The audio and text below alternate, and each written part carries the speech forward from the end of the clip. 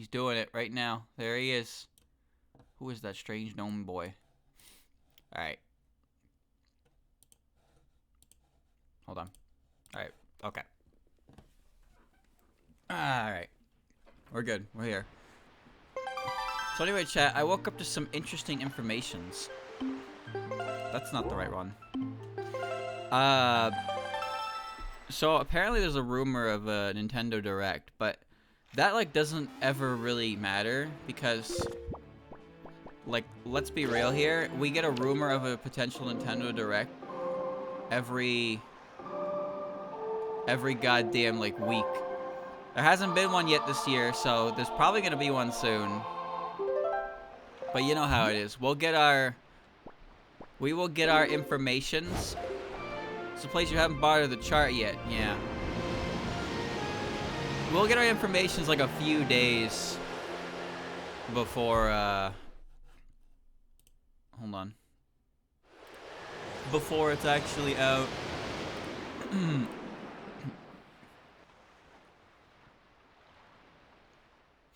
You have to come here after this. So this is gonna give me the fire and ice arrows, and we're also gonna meet the big ghost, King Boo.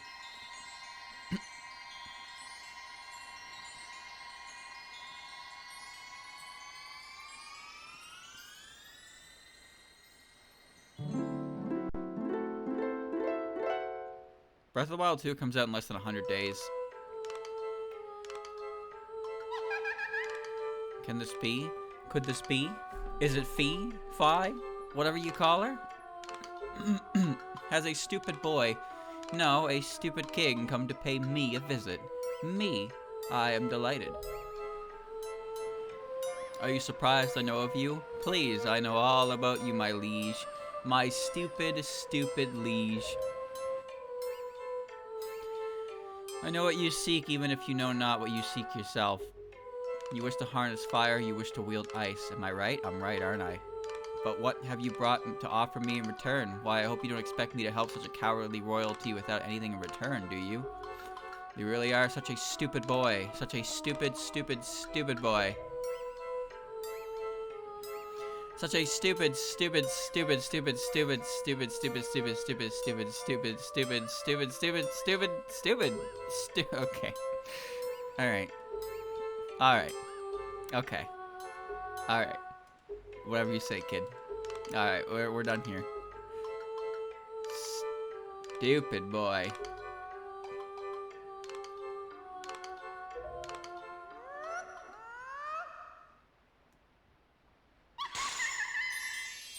Crushed it. This is supposed to be the great, the queen of the fairies, by the way.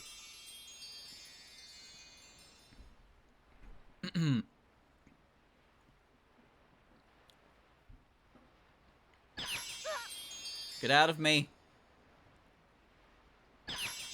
No!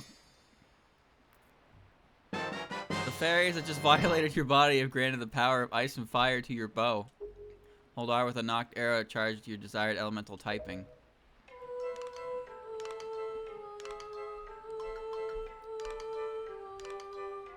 She's wiggling. Use these ice arrows to freeze even the hottest embers that burn. Use these fire arrows to melt even the hardiest cold that endures. Why do I help you, you may think? Why do I help such a stupid, cowardly fool? Oh, I just don't know. Perhaps I am just too sympathetic to a gnome in need. Feel free to inhabit my yard anytime, Your Highness.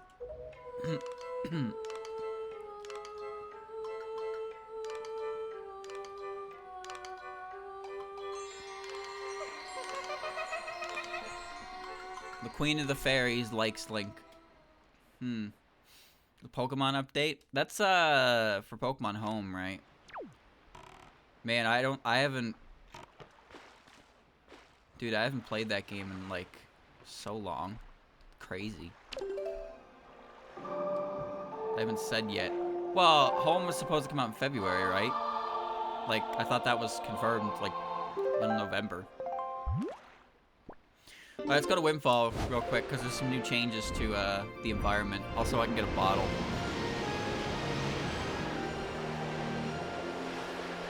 Chat, does anyone remember which map tile the ice island is? Ice Rink Isle? I know where the fire mountain is. I can get that. I marked that. But I don't remember where the ice isle is.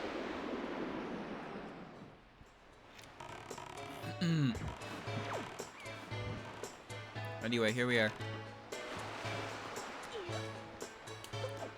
Hello, Mr. Soul Collector.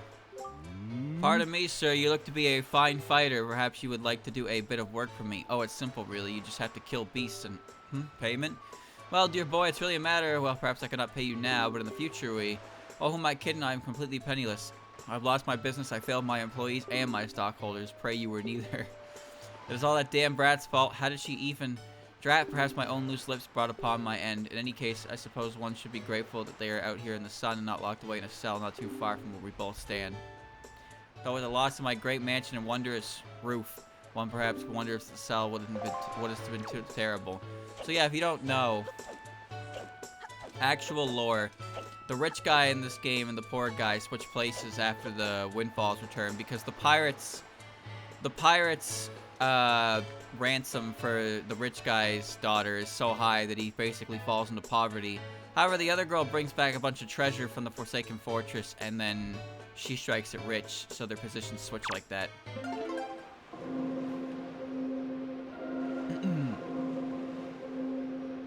Ding, ding, ding. Wait, that's an instrument. Oh my good God, goodness. How long has it been since I left the dance floor to take up this cause? Just hearing the sounds of the wonderful wrangler, I feel inspiration. Follow my lead. Yeah! Yeah! Ow! Yeah! Yeah! Woo! Alright.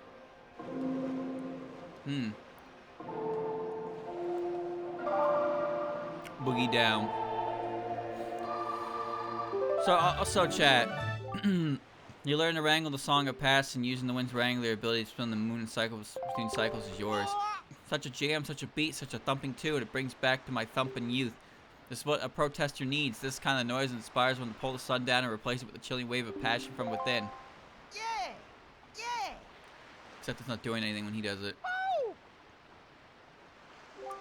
Okay. I'm feeling it. I'm feeling the same feeling that brought me out of the club into making Windfall a better place for all. I wish I could reward you in some way for the fire you rekindled, but there should even be housing. Ever be housing built atop this cave will have happened before. How many joy pendants I got? 32. I almost have 40. Alright, well at least I can get the cabana deed like right now. While I'm here I might as well snag it. But also I can get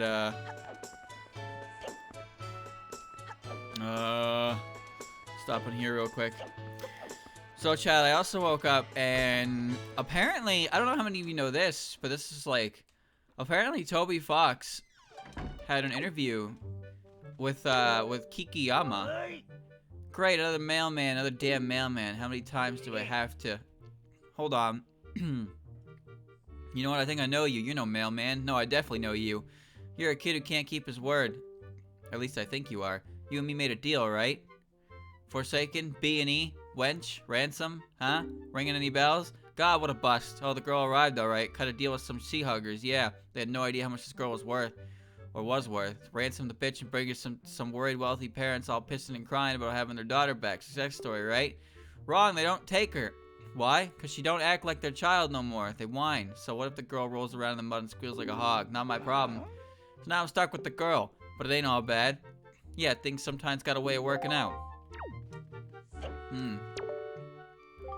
Speak up, kid. How do things work out? Well, the girl's brain sure had a spoon taken to him, but she ain't totally useless. In fact, she brought me a whole bunch of skull necklaces, and more keep coming.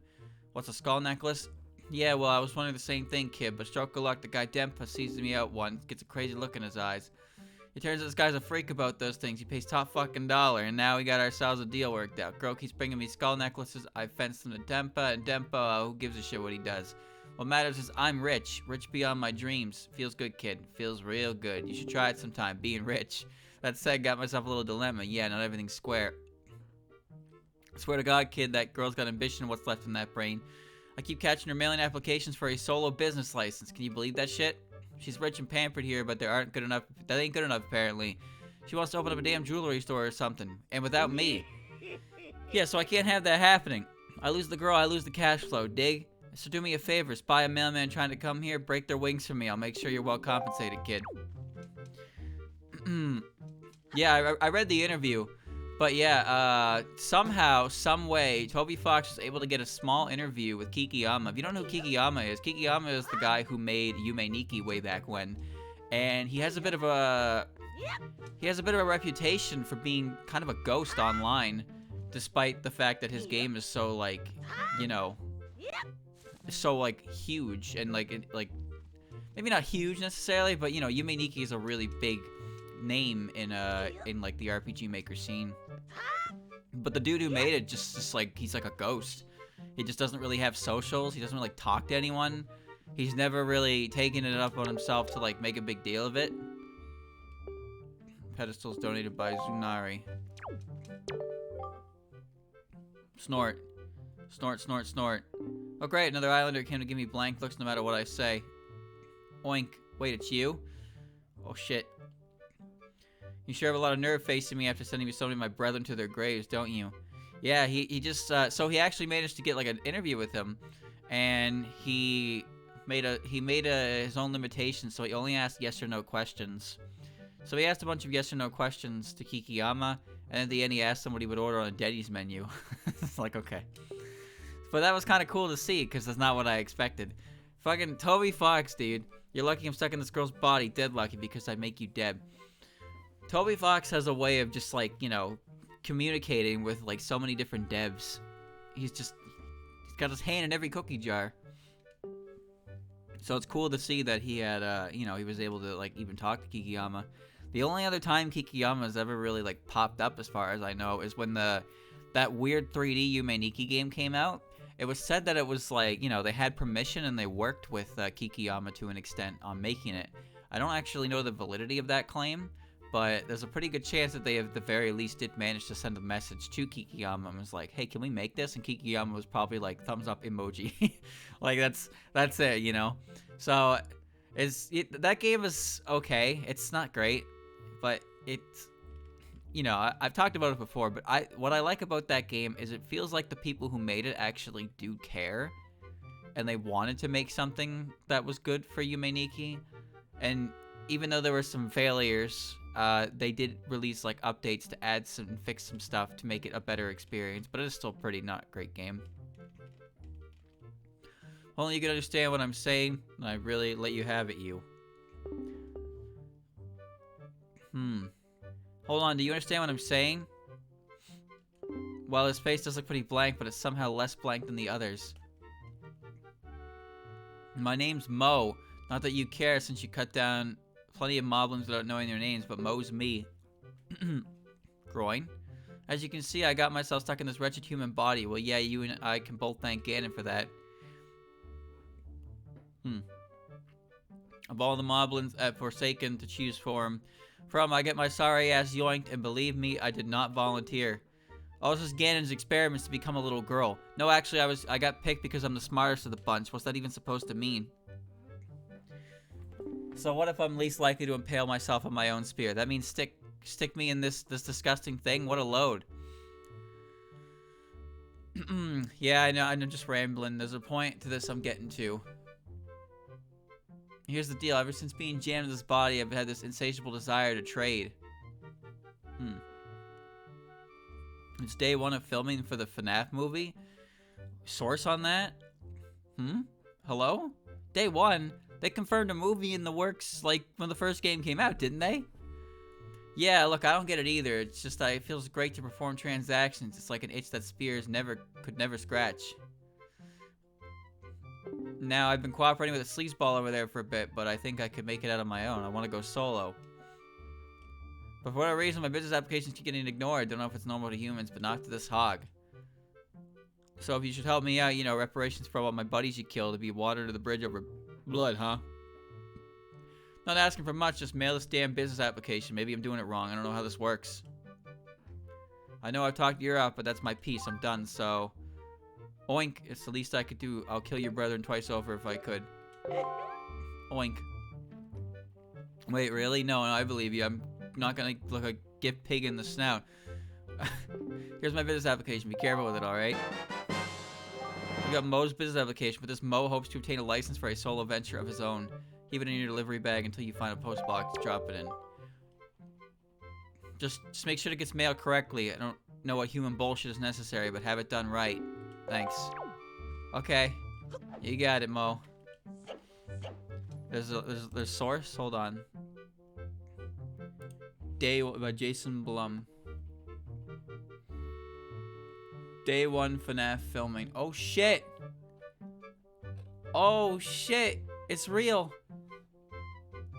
It's real, but I can't see any informations. Do we even have any information on this, like, the studio, the cast, like, the people working on it? All I know is the dude who played Shaggy in the live-action Scooby-Doo is gonna be in the movie. Really? He's gonna be William? Wait a minute, what? He's gonna be Afton? Shaggy. Holy shit, that's crazy. Dude, I hope he comes to work in a purple suit. I hope the actors involved actually give a shit mildly enough about the lore to do stuff like that. Because it seems like with a movie like this, they're gonna have to. Because if they don't, well, you know, it might just be a little bad. Alright. Let me go up here real quick. Purple guy! Zoinks!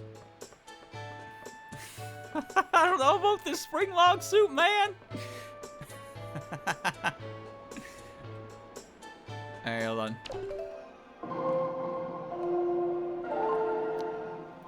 Alright, gang, we finally caught the menace in the spring lock suit. I wonder what happened to Shaggy. Oh. Oh no.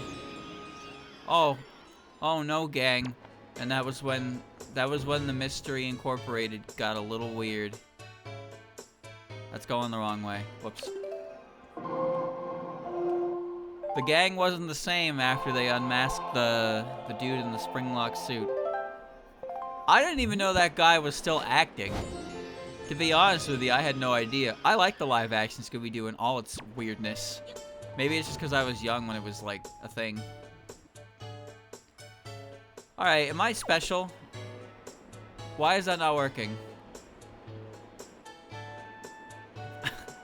Has to be north, thank you. I can't tell the direction of the wind at all here. Alright.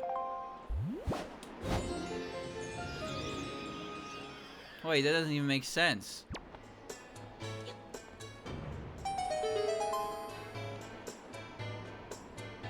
Alright, whatever. It works, so who cares? Who cares? It works. I don't care. It doesn't matter. Only hurts a little bit. Imagine jumping out of there and doing damage and just collapsing on the street. Just dying on Windfall. God, that would suck. But you can die on Windfall by beating the shit out of the pigs.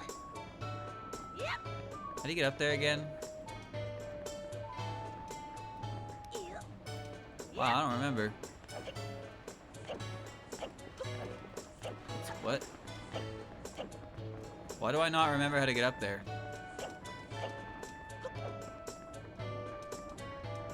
Huh? Wasn't it connected to the... Right, it was connected to the game center. That's what it was, I remember. Alright. I've seen all three. All three of the live action Scooby-Doos. Very strange movies. Very strange movies. I'm kind of looking forward to more information on this. I wonder if it's probably set to release on in Halloween era, you know. Why wouldn't it?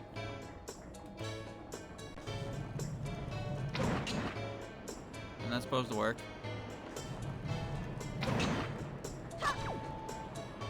Huh. Isn't that To all large-nosed individuals, there are no lifeguards on duty at any time. Peer inside the lighthouse device and risk jamming noses at his own risk. Rescue teams unavailable on weekends.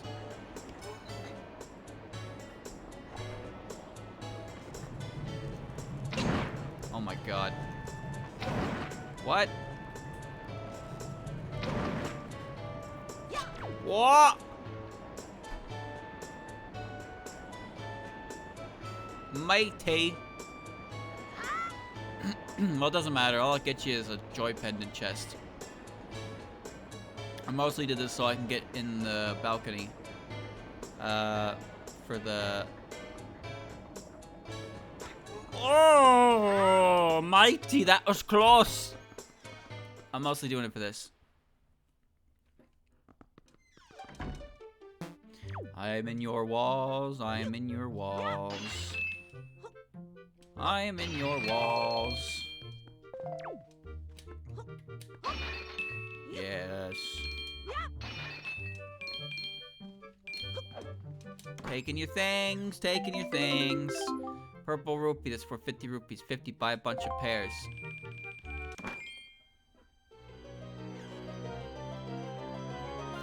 Cool treasure chart. How about next time you just give me the piece of heart? Hold on, I have to take a rude photo. You do this and you sneak in and you drop in when he's unannounced. You know, chat, I would never ever do this because if I got stuck, I would probably just like, you know, that's one of those things that I don't think is really an irrational fear, but just getting stuck in somebody's walls or an event or something like that is like utterly horrifying. My sword is like clipping through the side of my head, but it's fine.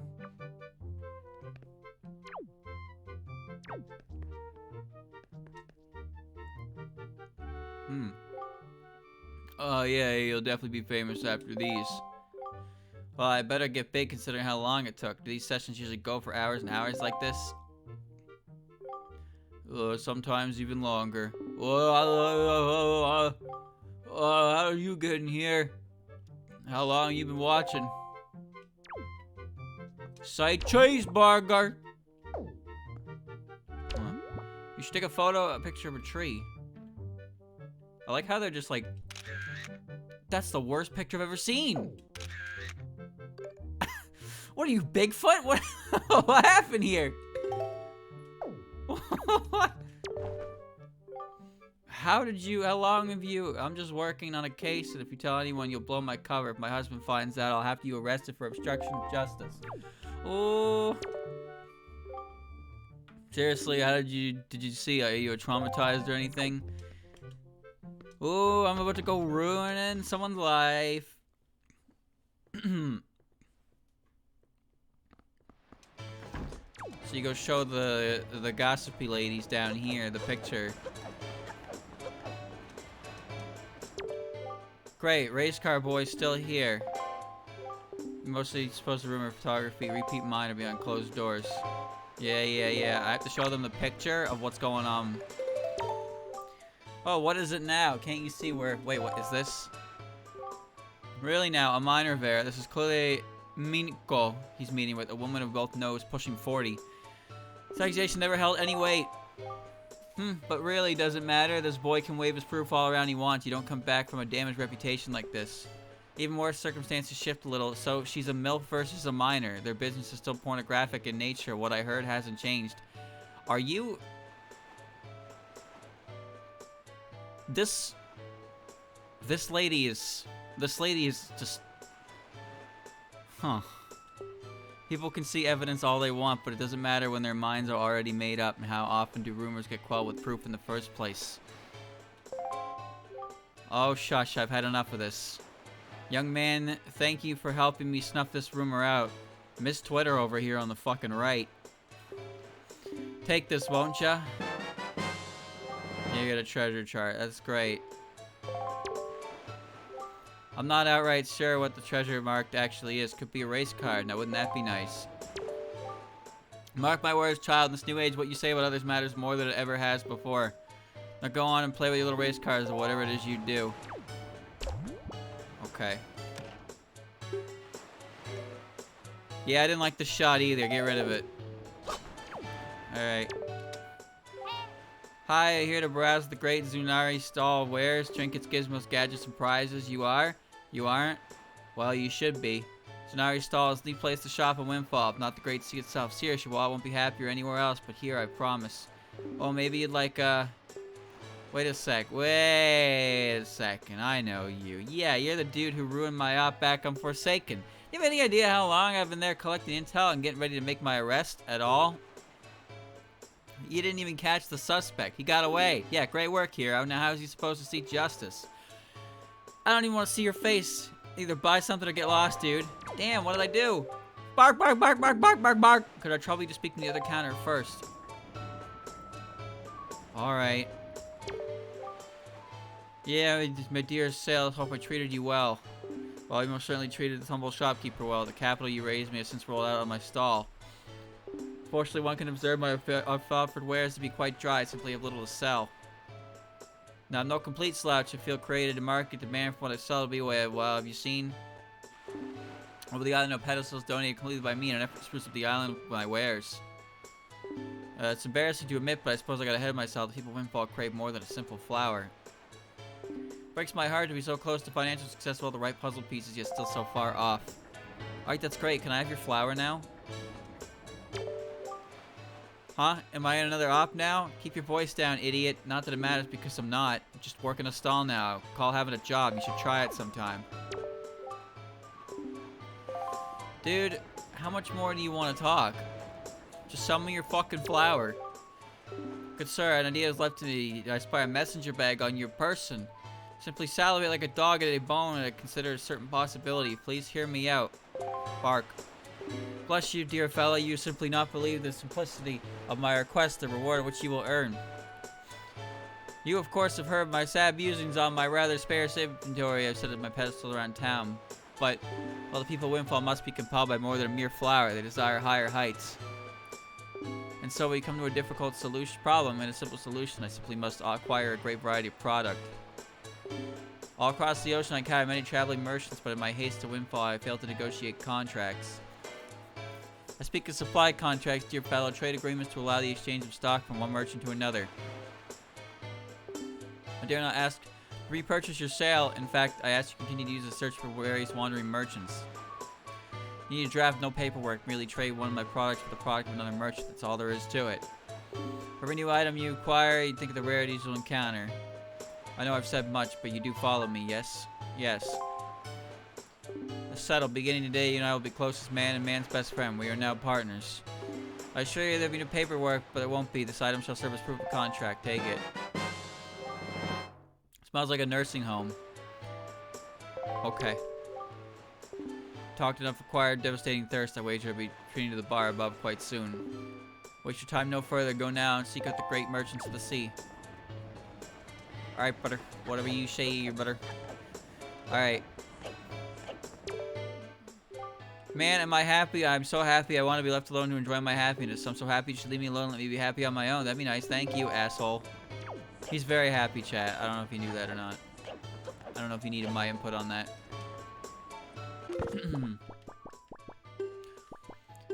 Business application. Most business applications should be mailed in order to obtain a license for a solo venture. It has mud dripping from the corner. The thing is definitely fake. Okay. Here, eat this. Oh, that hit the spot. Delicious. Anyway, we're near Dragon Roost, so postage is only 5 rupees. Ready to ship? Yeah. Satisfying. Thanks, man. Yeah, you'll get shipped. Stay tuned. Thanks for blah, blah, blah. You get it. It costs money? Oh, that's bullshit. Anyway. No, I thought I had something I wanted to say, but now I don't remember. What is it I have been doing? Research tells me people working on the FNAF movie are Blumhouse. Yeah, I got that from the tweet, because the tweet was by Jason Blumhouse. They've done a hella number of horror movies, plus Scott himself will be working on the movie too. I remember hearing something about the studio changing, and it going to like the studio that made what was it? It's the movie with the, fuck, it was, like, they're known for their low budget horror movies, I forget what it was called, but it was the one with like the demon. Oh, that fucking narrows it down. Insidious, that's what it was, yeah. They're the studio that made Insidious, and Insidious has like a really low budget, but it was a very good horror movie. So they have a good reputation for making the most of that kind of thing. Pourquoi? See, mister, what is she saying? Why does she keep eating yucky salads from the ground? Je suis l'endure. Je suis l'endure. Je chercherai. I'm trying to save up some money to hire a Hyrulean translator. Could you please spare at least 2 rupees, mister? Of course. Oh, oui. Oh, not really. Gosh, thanks, mister. I sure hope we can afford some help soon.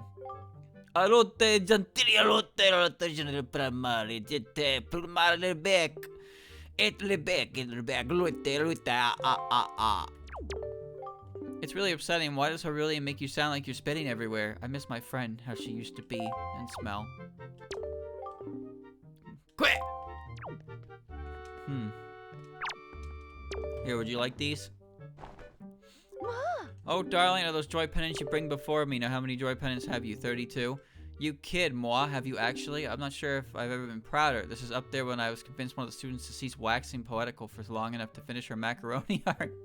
Well, sugar, let us not delay even a second further. Accept those 20 pendants. Oh, yes, I think I'll be able to get rid of the ocean even this much. Unthinkable. The fashion world owes you a great debt, sugar, but perhaps it's up to mere emissaries such as myself to be the one to reward you this great effort. But what to give you? A single-threaded dress, finely rubbed boots, my children's macaroni art? No, hold the phone, hang it up, and then dial it again, darling. I have just the thing for you. You get the cabana deed. It appears to be an old gift shop receipt with "I own this house" scrawled on the back. Okay. Now, sugar, while this deed may appear to have been hastily scribbled together on the spot, presenting this to you to the cabana's butler will rightly make it yours. I loved it out there, but let's be clear, darling. What's good as fashion is that you have no audience to woo. And the butler hardly counts. Windfall may be a dump, but that only means a challenge for myself. I simply must stay here and steer the youth of today into leading the fashion world tomorrow. All this to say, the cabana is completely yours now. I trust you'll find furnishings to be quite daring. Forgive me, sugar. I suppose you want directions. You can locate the cabana far southeast of here near Forest Haven. Now that place spews of fine wine. Ho ho. Simply spoken too long, John Zeld. Your work is ridding the world of these wretched jewels. Will never be forgotten. Will this pay off? Will the adults of tomorrow appreciate fashion like the adults of today? Who knows? But you deserve this regardless, honey. Alright, thanks. Okay.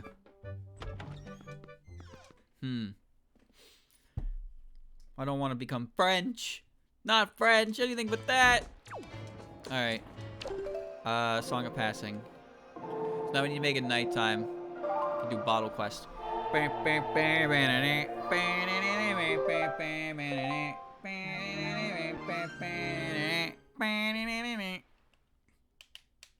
Okay. So Chad, so yesterday I wasn't really feeling like doing any, work. So I just kind of didn't watch some Pokemon. I've been watching a lot. I'm almost done. I'm on episode 105. So, as you probably know, Journeys has a lot of, like, cameos and stuff of different characters showing up, which is really cool. Oh, gee, isn't it nice to have a stranger approach me in the dead of night? That shouldn't unnerve me one bit. Make yourself comfortable. I'm so happy to have company that I didn't ask for on a quiet night I was enjoying by myself. Thrilled. The fact that he's out right now probably means the full moon is out, so I can get a picture of it. It's not a full moon.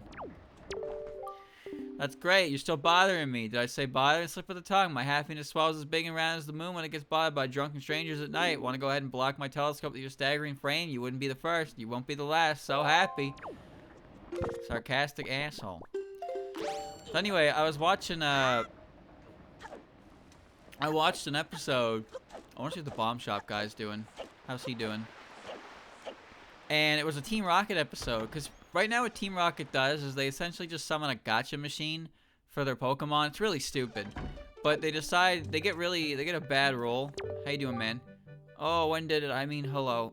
Are you wanting to buy? Okay, yeah, you can buy something. Just use the, sorry. You want the 10? Okay, there's the 20 here. Should probably go before, you should go. Oh. What do you, don't look at the bomb. Don't look at me like that, please. Damn, man, is he okay? Alright. Where was I? So yeah, it was an episode where they get a bad roll, and they decide to, like, chase the Pelipper to see who fills the gacha machine. And they end up going on a journey. And it was crazy. What? Oh, John Zell, right? Got letters for you, too. Hope this reads better than it tastes. Listen, this parcel delivered wasn't covered. Yeah, the burden falls on you. Bummer. Postage due is, wow, 201 rupees. How'd that happen? You'll pay, right? Fine, sure, here. This document appears to be chewed up slightly and dripping in slobber. Dear John Zeld. How are you faring? The Great Sea can be as beautiful as it can be dangerous, a fact that we surely know well from our travels across it. However, it can be more dangerous is litigation. I have received a letter a couple days ago from a company calling itself the Great Sea Venture Group, and they are interested in working with me. With a small fleet, I have set up trade routes and shipping. They wish to board my ship and use them to retrieve sunken collateral. I would be compensated, of course. In further correspondence, I inquired into the identity of the debtor. They told me it was private information. I, in turn, told them I wouldn't have my ship associated with a potentially dangerous criminal. So they revealed the debtor to have been a short fellow named John Zell. John Zell, you really shouldn't default on loans if it can be avoided. I told them I would accept, and after you mail your final notice, my ship would be digging up whatever you wanted sunken so badly. That said, what you did for me just days after my arrival to Windfall was the most important gesture anyone made towards my budding business. If you had not bought that sale, I would not be where I am now. They mailed me a sea chart with the locations of your dead drops marked. I've included in this letter a copy. Whether they find the collateral or not, I believe it will be compensated either way. So consider this a secondary transaction to top our initial rupees for sale. A kind gesture for a kind gesture. Zunari. Collateral chart. Looks like this is too chewed up and dripping in slobber. So that's the incredible chart. Hope this reads better than it tastes. Hello, gnome child. It is me, Arrow, the little girl you left in the care of violent drunken criminals who loot and plunder across the ocean from island to island mercilessly. I am okay, no thanks to you, of course, and I suppose okay itself is certainly stretching the truth. I am being worked down to the bone. These sea-hugging hooligans have me scrubbing every piece of driftwood this stupid thing is held together with. Soap, water, and what little energy I have. These water-humping pea-brains have made me help haul wood. What do they even use it for? In case we need to build a second boat. Unbelievable. They have me sweep. They have me dust. I've even been made to prepare dinner. This speckled lowlife he had me serve him cold beef and crackers. I was ordered to even pour the apple juice. So yes, I am sure you can extrapolate well that this is no life for a girl meant to gaze at seagulls and be served herself. Yet I suppose this has been somewhat, well, illuminating in a way. What I mean to get at is, well, I guess it's not so easy being a gnome. And maybe we could have treated you a little bit better. And it's not all tears, fortunately. The pirates have appreciated my work so much they decided to bequeath me upon a small wage. Being paid for labor, why didn't I think of that? In any case, I thought, well, I figured it'd be best if I shared some of my savings with you, considering this is an apology. This should more than make up for the past. You got a red rupee. Thanks, kid. Where are you? Alright. What the? Ugh, she is a troublemaker from Forsaken Haven. Haven't you ruined enough ops? Not that I'm on one or anything. Get lost, dude. Okay. I'm lost.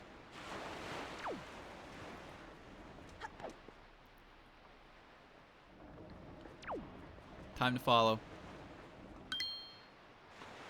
Oh. Huh? What's? Help! Hentai, hentai! Oh, shit. I suppose this is my fault. Well. Here, I'm gonna show this guy the blue chew. So, chat, anyway, I was watching it, and it was an episode about Team Rocket just following this Pelipper. And what was crazy to me was, like, halfway through the episode, they end up in this random, like, cabana. Yeah.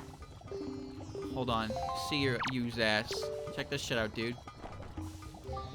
Shit, now that's what I'm talking about. Your ass brought my ass some chew jelly. Now hold still for a sec. What is this? I ain't never seen no chew this color before. Sure your ass didn't just take some food dye to this, huh? Certainly has a different consistency, different gleam to it, too. God damn, could this really be? Are we embarking on some new frontier? Actually, this ain't gonna work. Not your fault. Not like you could have known you didn't bring enough to have a potion made. New territory, after all. I'm gonna make this shit reality. I'm just gonna need about 15 globs total. Sorry, can't compromise. Bring enough, and then you and I are in business. Till then, see you, ass. Okay. I don't have enough. Give me that. Yeah, so Team Rocket ends up in some winter area. They get swallowed by a whale lord. They're in a winter area. They collapse. They're brought into a cabana. And who is their rescuer? Fucking none other than Cassidy from Team Rocket 2. I was so caught off guard by that. I was so caught off guard by that. Fucking Cassidy from Team Rocket 2, like the anime-specific Team Rocket characters. You remember those two? Cassidy and Butch. Yeah. Just night walking. Though I thought I saw something. Guy in a gnome outfit. Must be hearing things. Nice cat noise. So Cassidy shows up. Hits him with the motto that they have. And turns out she got fed up with Team Rocket and just quit. And she decided to like open a... She opened like a little like inn in a snowy region, and that's where she's been spending her time. And so you get a little montage of Team Rocket helping her out to make up for the fact that she saved them. But the annoying part about it is that it's all just static images, and it just goes by really quickly. But I just really like that. And like, you know, they're still chasing the Pelipper, and you can see James is like having a good time making wood sculptures with Cassidy, and it's like he's got a good life here. And then so they leave James behind. They leave James behind, they run off, and then later they show up at a bakery. Jesse and Meow show up at a bakery, and it's fucking Butch. Butch is there too. Turns out he also quit Team Rocket because he got fed up with all the bullshit too. And he decided to open a bakery with his Meowth. And I was like, this is just fantastic. This is such a great episode. Because these are characters we haven't seen in fucking years. Like eternities. And it turns out they're still alive and well. And they have, What are you doing? What are you doing, kid? Jesus, you really scared me, dude. Who the hell are... Oh, you gotta be kidding me. Seriously, you again? Have you genuinely not messed up enough ops for me already? I have half a mind to arrest you for interfering with an agent's duties. There's certainly grounds for it by this point. Isn't thievery illegal too? Well, yes, I mean... No. It's not thievery. Or, well, I guess it sorta is. It's legalized thievery because it's all part of an investigation. I'm merely securing evidence. You get it now, right? Look, just give me a chance to explain, okay? Because I can definitely help you understand if you'll let me, okay? Fine, let's hear it. Okay, I'll take it straight to the top. My name's Milla. I'm an agent for the Soul Division. That means investigating soul dealing, but more importantly, soul swapping. Heard of it? It's when one takes the soul of a beast and swaps it with that of a human. Highly illegal. Highly, highly, highly illegal. I haven't been with the division for too long, but I fought to get a real assignment, a proper one, out in the field. So that's how I found myself a Forsaken, investigating the already wanted Ganon for suspected soul swapping. We could already bring him in for all sorts of charges, but hey, what's one more to ensure a longer stay in the pen? Or well, we could have brought him in if for a certain point it had someone hadn't gone and mucked the entire operation up. Yeah, I'm sorry, whatever, keep going. Anyway, this brings us to now, and the now is that I busted a local soul dealer and obtained his list of transactions and victims. And you want to know who one of those victims is? The very guy who runs the store. Zunari. But it gets stranger, dude, because even that isn't quite right. Zunari's not the victim, it's the shell he inhabits. The Zunari we know isn't Zunari. God knows who body that is. Dude who used to be there probably lives inside of a golden retriever now. So that's why I'm here, raiding evidence to bring back to base and sort this out. Get these bodies back, God willing. You get it now? Zunari can't be allowed to continue living in that body. You need to let me do my job, dude. We clear? Nope, I'm not letting you do this. What? Dude, come on, why not? Zunari's getting by as he is who he is now. Sorry, I picked the wrong option. What the hell? Who the hell cares if he's getting by? He's a dog and a dude. So? Oh, who am I kidding? Tsunari is a victim too, isn't he? Not just the guy who used to be in that body, but the good boy who's in there now. He didn't ask to be jammed to a being that stands upright and smothers himself in clothes, did he? And yet he really has made the best of it. He's kind, he's patient, he set up a whole damn storefront, and a successful one at that, hasn't he? I've been such a fool. If we stuck him back in his old self, that it wouldn't be right, would it? After all this, all he suffered and persevered through as a human, as a person, as Tsunari? Hell, this transfer happened years ago. In all likeliness, I don't know if his old self is even still around anymore. Thanks for talking some sense into me, dude. If you hadn't showed up, I would have illegally broken into his belongings and stressed him out in hauling him back to base. Then who knows what would have happened. I almost messed up bad. I want to thank you somehow, but this is sort of all I have here. You got an empty bottle, set it and use it. Bottles are great for carrying water and holding other things like fairies, soup, and figurines. There's some confiscated evidence back from Forsaken. A Moblin soul was once kept in it, but I think it hardly matters now. I just don't know. I wanted to impress the folks back at the agency so bad that I got carried away, not really thinking about what life had I was about to upturn. It was so easy when I was just going after a simple target like Ganon, but with the victims themselves. I mean, is this the choice I'd have to make every time, meddling in the lives of those which have already been meddled? I'm just not sure if this is the line of work for me after all, you know, dude? Maybe I might just keep working for Zanara, you know, while I figure things out. Yeah, that might not be such a bad deal at all. Well, this is it then, dude. Can't help but feel like I'm making a really foolish choice here. You'll just have to take responsibility for the consequences, I guess. Okay, bye. Thanks for the bottle. Thanks for the bottle. So yeah, that episode was just really cool. But I'm kind of upset that it went by so quickly the way it did. Because I feel like it could have went a little nicer. But it was a good Team Rocket episode. And it really makes me wonder how they're gonna conclude Team Rocket. You know? Fire Mountain's right there.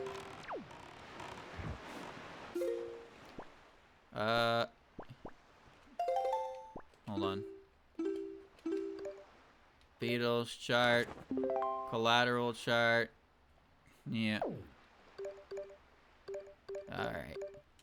Open them up. Open them up. Oops. Gotta pull the Wind Waker. Okay. Makes me wonder how they're gonna conclude Team Rocket's story. But yeah, I was just really caught off guard by the fact that those two were, you know, they were just, they quit. They just quit and started doing their own thing. And I was like, good for them. Good for them. I'm really happy that they're doing that. So it makes me wonder what's going to happen with Jesse and James and Meowth.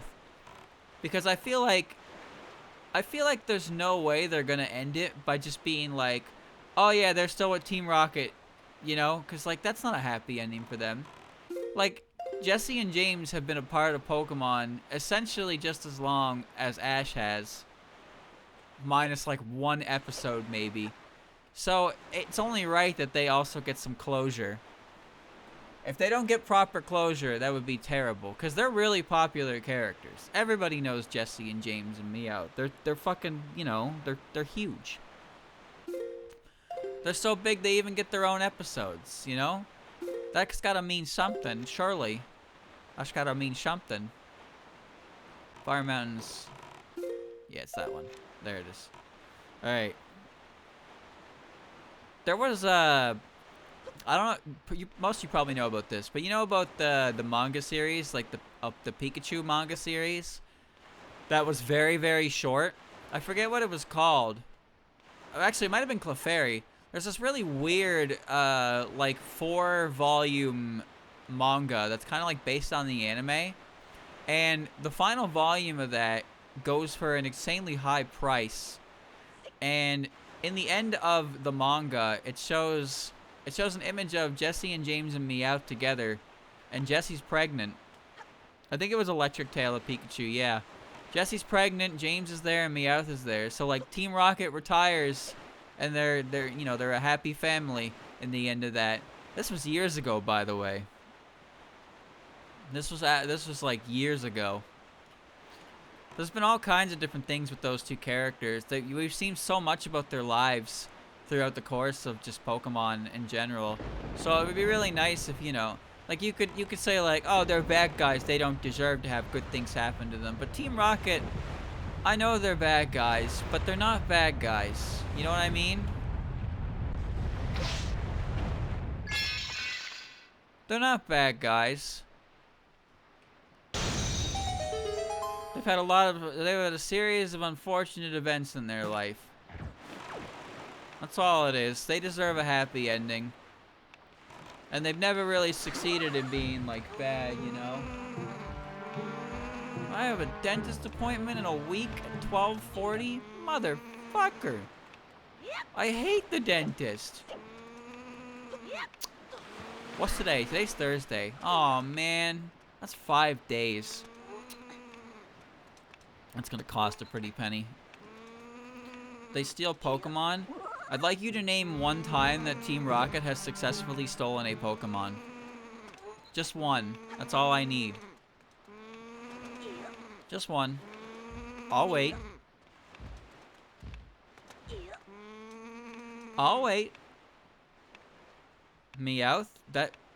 What? What are you talking about? Do you even watch Pokemon? There's no way you just said Meowth. No. Yeah, they keep attempting to steal Pokemon, but they never actually succeeded, so it's fine. It's okay. Team Rocket's Meowth is a wild Pokemon. No one caught it.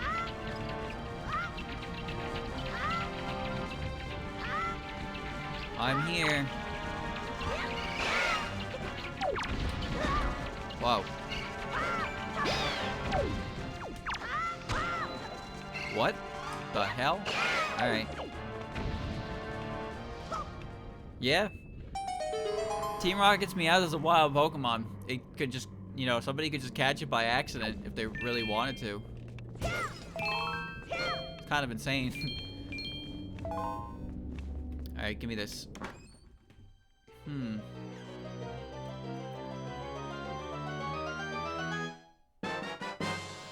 You got the cock rings, but if you wear them around your wrist, they'll get strong too. Press A to lift fridges. This, okay. Okay. I now have cock rings. For harder, longer lasting rock throwing, press A next to heavy objects to lift them with ease. Prolonged usage may cause permanent damage to the arms. I see. I want to kiss it on the lips. Alright.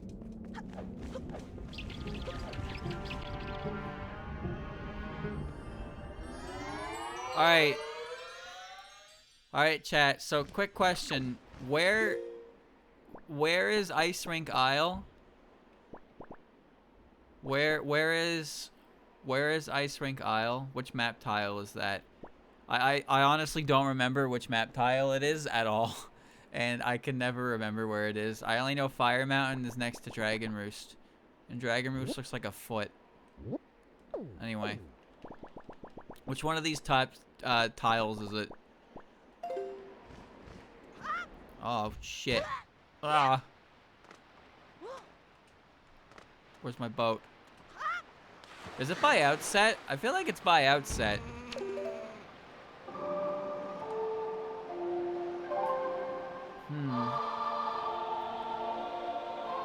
I have to find it. Diamond Step is near outset. I know that much.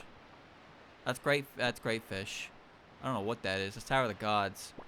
That's Forest Haven. That's Mother Child. Windfall, Tingle. Okay. Yeah.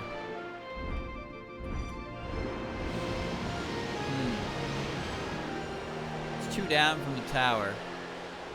Alright. I will get that then. I thought it was near outset.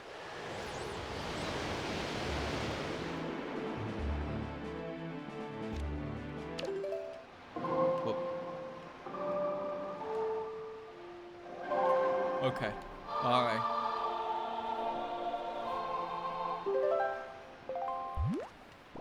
Oh. 2 down from the tile means it's right next to Forest Haven. Alright. Let's check it.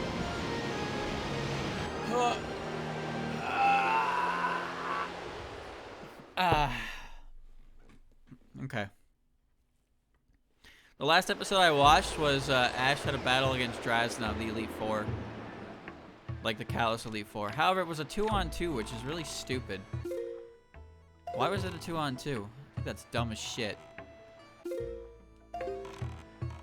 There it is. Oh, yes. He's also fought Volkner. He fought Marnie earlier. He's fought B a few times. A lot of characters keep showing up for matches. It's pretty fun to watch. There it is. I see it. I see it. I'm going for it right now. Yeah, Altaria, Drasna's eyes opened up. Bunch of different characters keep showing up. It's cool to see, you know, like you know what's weird though? They did an episode with Erica, and Erica came out in her, you know, her new attire. But for those of you who didn't know, in the old Pokemon, Erica was anime Erica was a very different lady, but she has since adapted her video game version. And it was funny because she actually recognized Ash. It was like, yeah, he was the guy who helped our gym when it was on fire that one time. And I'm here thinking like, lady, that was 20 years ago. That was literally 20 years ago. Like, are you serious? Yeah. She remembers that shit. Everybody remembers Ash no matter where he comes from. It's great. It's amazing. Even though some of the things that he has been a part of, like these things they remember, this shit happened literally. That didn't work. Well, fuck you, Luigi.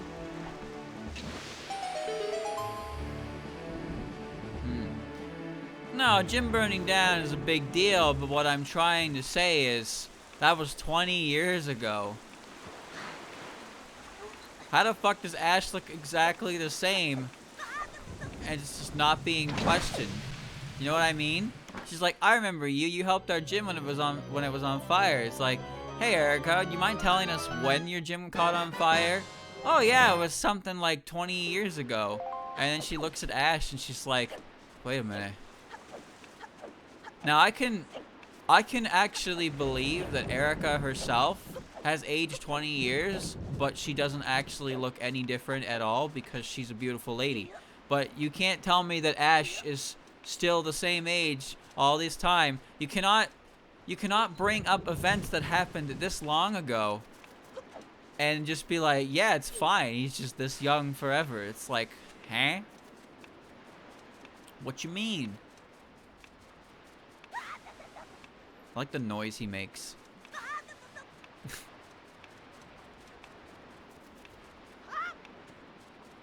No. Gnome noises. Every now and again, they actually like mention a period of time passing, but even then, it just how it works. I know it's a classic thing, you know, it's a classic complaint, like how Ash do when yes age, huh? It's like, you know, it's whatever, but it's just whenever they bring up any concept of time passing or previous events, you can't help but think about the current state of. That sucks. I cannot believe I hit that. Whee! Bring it on! Bring it on! Isn't it cool to think if in 3 minutes this island's gonna refreeze and then Link's just gonna be dead? Gnomed out of his fucking mind. Also, I tripped and fell. I didn't even know you could do that. I didn't know you could do that. I've never fallen before like that. Alright, well. Time to slide. How are these bats even in here? Oh. Thank you.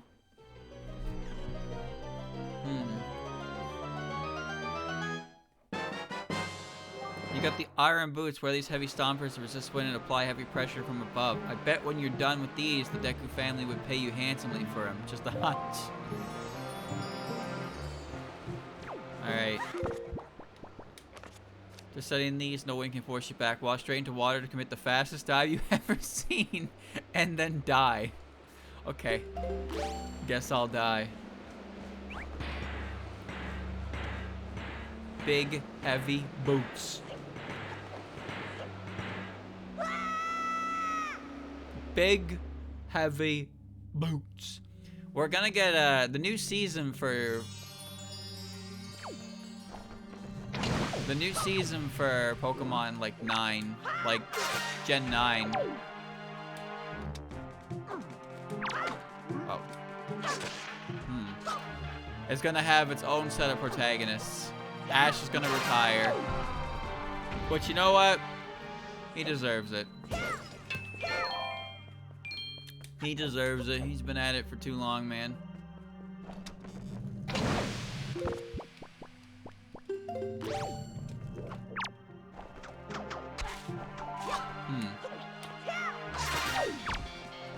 Don't block it. Don't block it. Okay. Yeah, that's fine.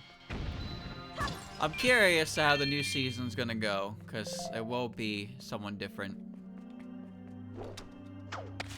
We'll just have to wait and see.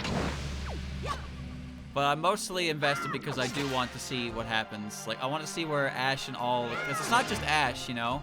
There's a lot of characters who exist in... There's a lot of characters who exist in the anime universe who've been around for a long time, who know Ash. Like I said, like with Team Rocket, for example, they've been around for so long that you kind of want to see what's going to happen to them as well. Where are they going to go? It's not just Ash's story that's going to conclude. It's everyone that's ever been involved in the anime. See how they all have their you know, what do they do? Is it going to be one of those shitty, like... Is it going to be one of those shitty, like, oh, they're just going to keep pursuing their dreams, and you're just going to have to assume that they're doing that? Or are they actually going to be payout? Because Ash, as we know, accomplished his dream.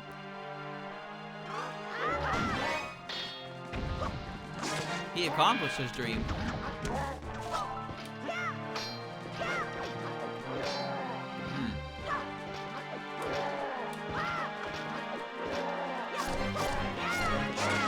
He accomplished his dream. Does everybody else get to do that? What about Dawn? What about Iris? What about Silent? What about Brock? What about Misty? What about Max? Did Max accomplish his dream? What about Tracy? What about Tracy? Why does nobody ever think about Tracy?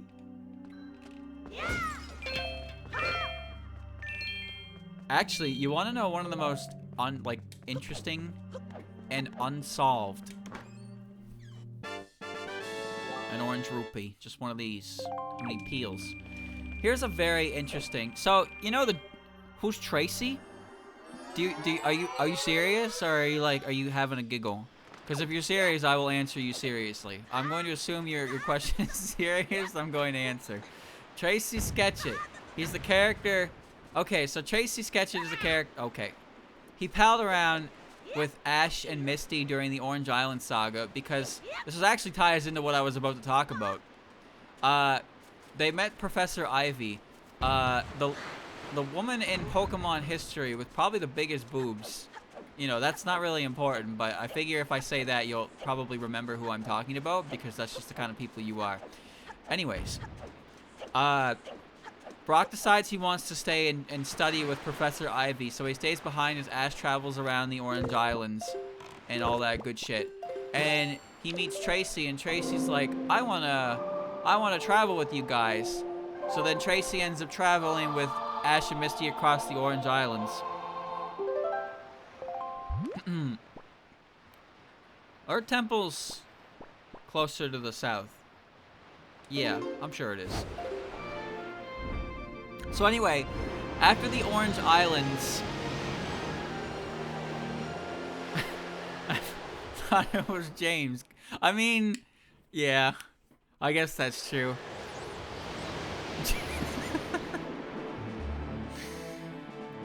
Okay, back to what the fuck I was talking about. Of course, it's the opposite direction. Look at my boobs. So yeah, at the end of Orange Islands, Brock comes back, and he's like, I'm back, and Ash and Misty are like, hey, it's Brock! It's Brock, what's going on? And like, what happened to Professor Ivy? And he's like, I don't want to talk about it. And he didn't. He didn't. He did not talk about it.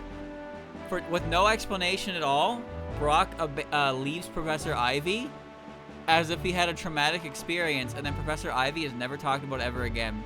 Now, the whole GS ball was a concept that got scrapped and just like, you know, it was left in a state where like it was just, they just hoped it was forgotten about. And it really was. Hey, is that a full moon? Can I get a picture of that right now? I can't tell if it's a full moon or if that's a fucking line moon, dude. I can't tell. It doesn't look perfectly circular.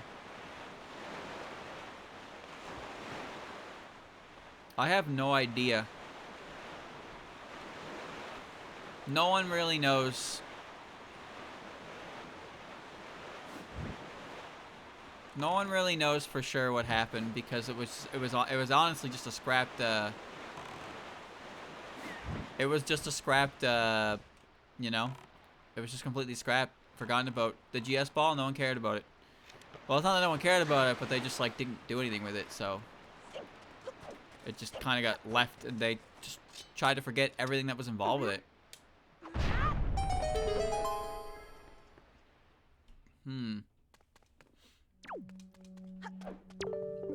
There's some sort of strange unidentifiable symbols written on the stone. Maybe it's an action replay code. Time to play a song.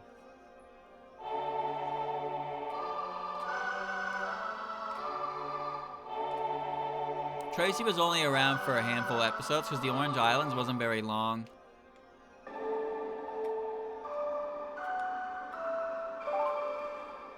I think the Orange Island saga is about 30-something episodes long.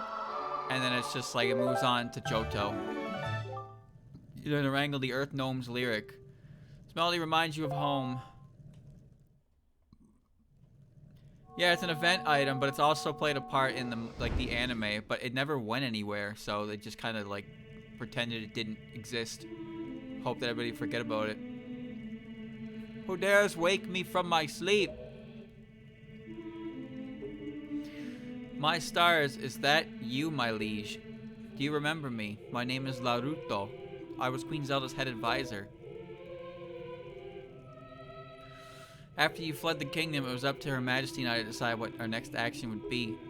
It was a losing struggle, of course. There existed no path to defeat Ganon without the aid of your Triumph Fork. But we did still have Her Majesty's triumphant spoon, and with borrowed time from the barrier, we set about properly burying the gnomes that had fallen. It was I who suggested it, repurposing the place meant to be the royal mausoleum to instead house our soldiers and civilians so cruelly extinguished. That sword, do not tell me. You're not here to pay your respects to the dead, are you? You are here to restore power to the Paracelsus Saber, is that right? Such a thing is possible. Her Majesty imbued this tomb with a special power to seal it away with Ganon's reach to reach the dead in peace. To leave the dead in peace. You could very well absorb this power into your blade and restore some of its battling capabilities. But forgive me, my liege, for I cannot hide my disappointment. Why do you only visit now? Why have you not come until today? And where is Her Majesty? Perhaps it is best I not know. I fear your answers will only further disappoint me. In any case, the power you seek helps seal all entrances to this place, including that which lays before you. If If you wish to unlock the way into the Earth Temple, you must seek out the one who can play this stringed instrument. This was a special request I made to Her Majesty, the only one I ever asked for. Every gnome should know the wonderful ballad that you play by heart. It is our people's anthem, after all. And so it should only be right that such a tune be the key that unlocks the hallowed ground, the hallowed harp. Although I must warn you, my liege, the Earth Temple has fallen to a sad state following my passing. I've been unable to maintain such sanctity. Thus, this mausoleum is not safe, and so if I may advise you once more, I suggest you tread carefully. In any case, bring one who can play my instrument to this door and conduct our traditional gnome tune. It is only then you may find passage to your fallen people. You may wish to introduce this tune to the magician you find first. This will allow me to reach out with the little strength I possess. I will explain everything to them. Please be as respectful as you possibly can within these walls, my liege. Remember that these men and women gave their lives for you. Farewell. So weird when this game takes a serious tone. Gnome behavior.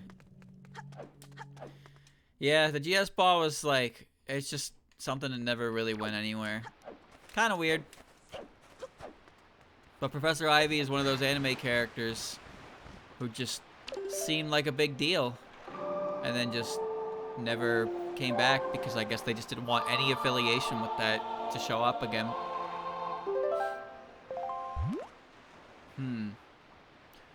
Alright, Dragon Roost.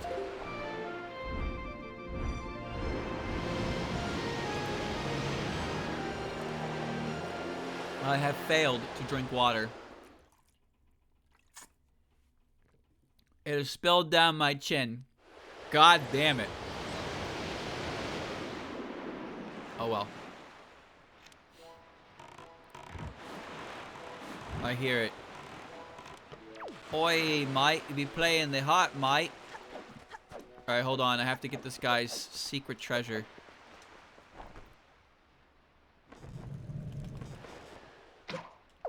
I gotta get that.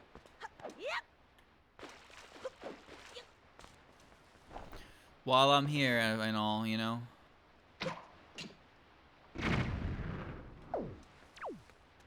Oh.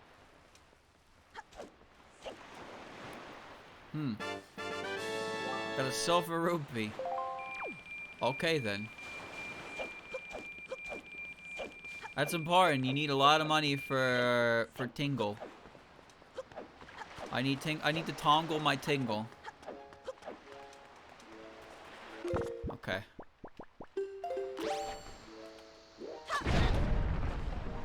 Whatever gets the job done faster.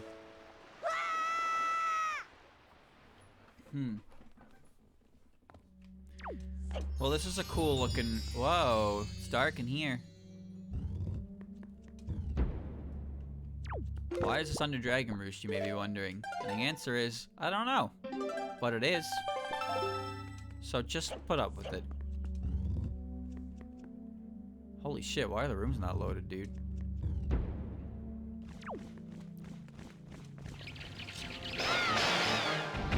What the hell?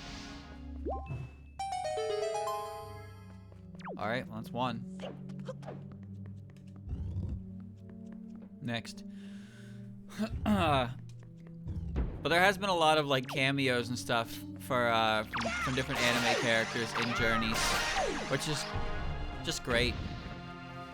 It's a great thing, you know. They're giving that one last hurrah, and now that we know that, like, you know, this is the end, that special's currently airing. It's a 13-episode special that's gonna like conclude Ash. I think it's on episode 3 or so, but I'm on good pace to catch up to it, and then I'll be able to see the end of Pokemon, like, with my own eyes. Oh. I hope that guy drops a Joy Pendant. I didn't think so. I'll be able to see the end of Pokemon with my own 2 eyes, and I've seen, like, every episode since the first one, so it's a big deal to me.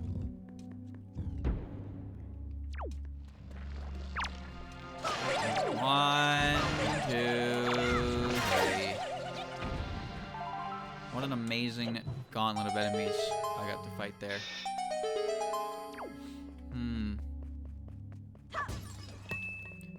Ash is done. He's retiring. The new Pokemon series that's gonna feature the new region. I've already forgotten the name of it. The Generation 9 region. That's it? A fucking purple rupee? Oh man, that was not worth the time. All right, Paldea, yeah. The new Pokemon region is gonna feature a whole new cast of characters. No Ash. Ash is done. Who knows if they'll still have other cameos and stuff, but it seems possible that this new season will be its own like universe, you know? Like it won't be in the same anime universe. Either that or it's just straight up not following Ash. But it's still like Ash's universe. I don't really know the details. The only thing we know for sure is that Ash is not the protagonist of this new series, which is crazy to think about because, you know, Ash was Mr. Pokemon anime. The bigger question, I think the bigger question really is like, how is the quality of the show going to differ is the thing. So there's a chance that the way the show is going to work is it's going to be more orientated to things that they couldn't really do with Ash in the lead role.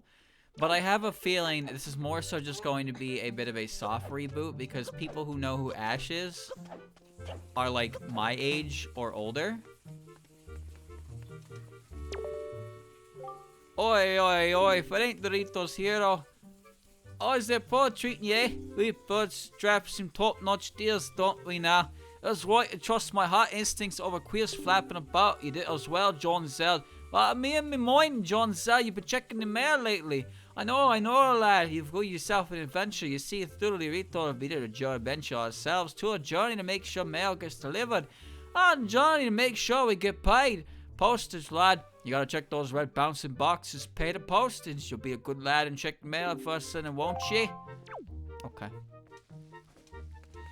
I'm just wondering, like, there's a chance that they try and do things they couldn't do with Ash as, like, the character. But there's also a very real possibility that it's just removing Ash because nobody who, like, the show's demographic, like, knows who he is anymore.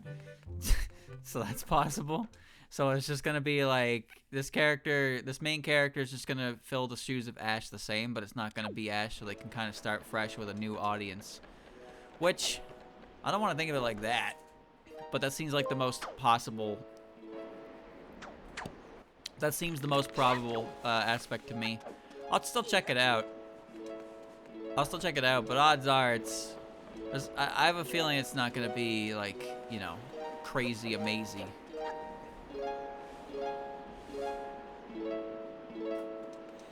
Hello.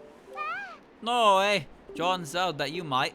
And me favourite fleshy in the flesh. Been a bit, hasn't it? How you been?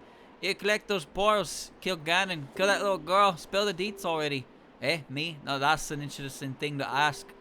None of these goes to the apes, they care to ask who I am. You only don't be scrapping up the shite yet. Yeah, well, you stop playing that awful noise. That's what I've been up to. By the way, scraping up shite and playing it up.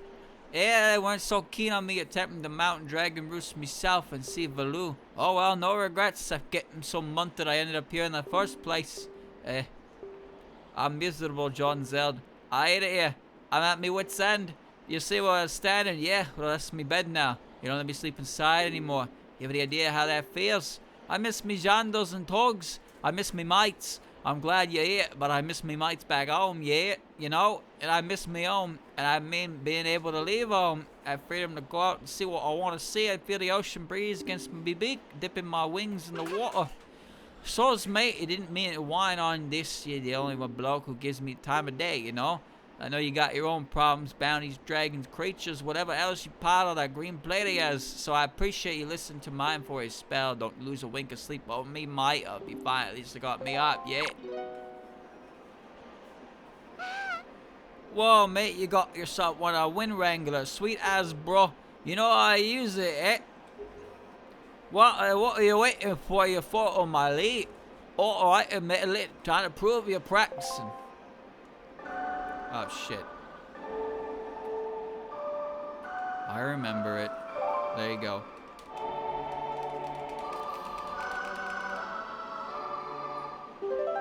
Play me the song, the Earth Gnomes Medley.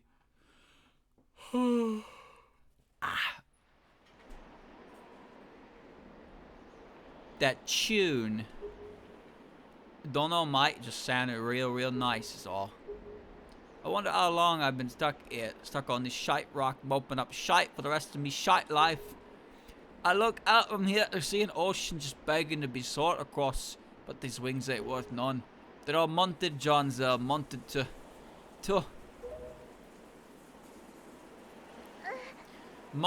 to absolute shite.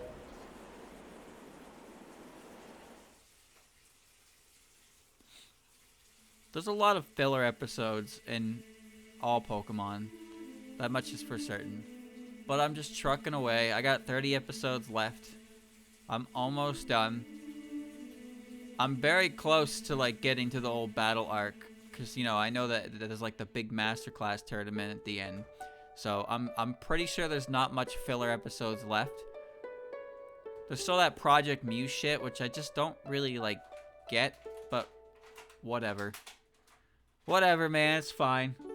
They're doing a bunch of these fucking side quests to get people, to recruit people and be like, we're gonna go search for Mew, but you have to prove you're really good at Pokemon. And it's just like, what? Okay, whatever. And for some reason, this guy's got a Urshifu because, like, of course he does. And this other person's got a Urshifu because, of course she does. Because you can't have the new Pokemon not show up in the anime in some way because you gotta advertise them. I don't even really know what a Urshifu is. I just know I don't like it. I would even say I hate it.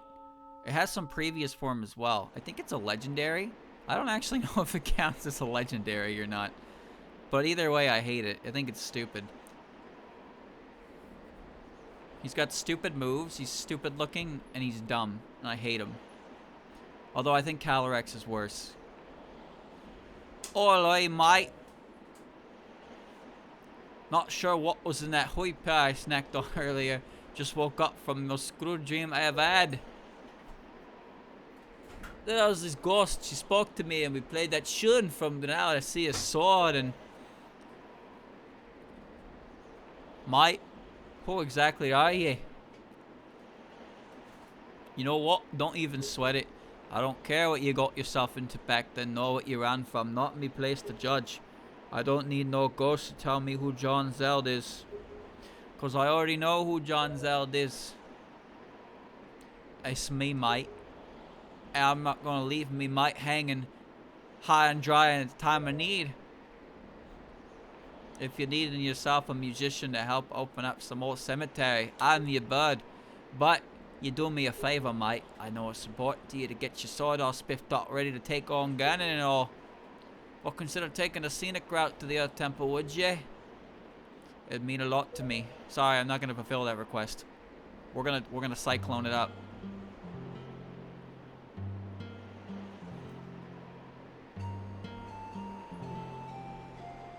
If they find out you helped me escape, let's sneak out without making too much of a racket, yay?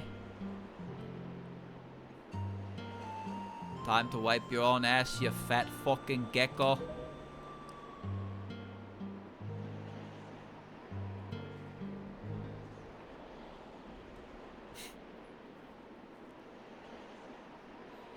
You know, the thing about this is it's not like she's even gone for that long. She's only gone for the required amount of time to, like, kill Ganon. And then when you kill Ganon, it's just like, we're fine.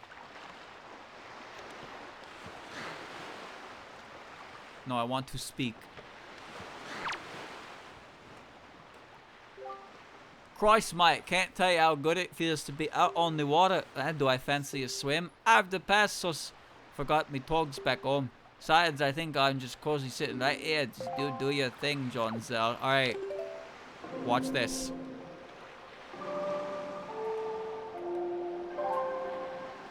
Watch this, bird lady. You think the reason she has Nehru's symbol on her clothes is because, you know, Nehru is the one that's blue, like the water, and the water is like the Zora, and the Rito are descendants of the Zora, which is really weird because in Breath of the Wild, both the Rito and the Zora exist simultaneously. What's up with that, chat? like, it's obvious from Wind Waker with the way it is that the Koroks are the Kokiri, and that the Rito are the Zora. But then you have fucking Breath of the Wild. It's like, oh yeah, the Rito exists, but also the Zoras also exist as well. Which is like, how does that work? I don't really understand how that works. But I guess they really needed another race, and they had Gerudo, and they had Goron, and then they had to choose between, you know, Zora, Rito, and Kokiri. But like, I don't know if there's no Kokiri because there's Koroks. There's Koroks in Breath of the Wild, so they're there. But then I guess they wanted both Rito and Zora. I don't fucking know. Nope, no thinking. Alright, no thinking. Turn your brain off. Clownpiece face. Clownpiece koishi. I love not thinking. Thinking is for chumps. Alright. Let's go to the Earth Temple.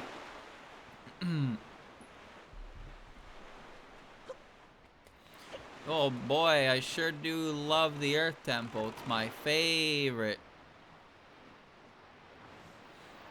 Let's go. Alright, gang, huddle together. Let's talk strategy so I don't feel bad saying you do some haunted tomb. Admittedly, I ain't gonna pretend I know what's going on in there, but I heard all Naruto related to my partner over there. Don't seem like either of you should expect a welcome mat. You both better be on your best toes or talons or well, you understand me? Most important thing to remember is to stay together. I can't imagine splitting up in a place like this for last long. You want to come back together dead. It's merely my partner pressed I or call for you, but heed his word, trot over there silent like stay close. And of course, I'm sure you won't mind my partner flying with your help, would you? How would that go again? Press A next to you to lift your bump off the ledge. My noodle's still noodling stronger, it seems. That's good to hear. And as for you, amigo, you remember that song you learned back in your big old fancy tower? I reckon if the girl here gets stuck anywhere, you can play that ditty helper for free. You following me? While you two navigate this crypt, I'm going to gallop on back Zelda and drop off some rations. Don't you worry, think, partner. I'll keep an eye on you two in case you get yourself puzzled. Good luck in there. Keep them wits about you both now.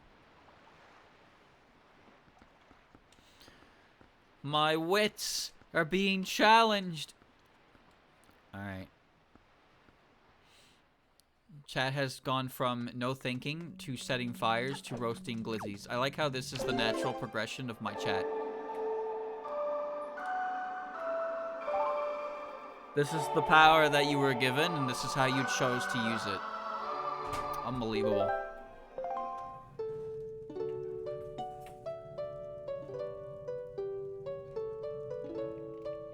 It's a nice harp.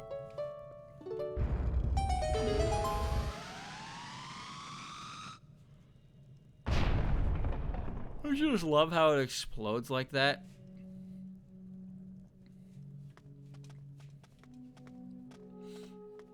You cannot match my... Chat, who in Gensokyo is the best glizzy twirler? This is an important question. Think long and hard about this. It needs a combination of good finger dexterity, and that's about it, really. Who has the best finger dexterity? It'd be Alice. Oh, it's easy. No, it's Alice. When I was thinking about the requirements, it became immediately clear to me. It's Alice.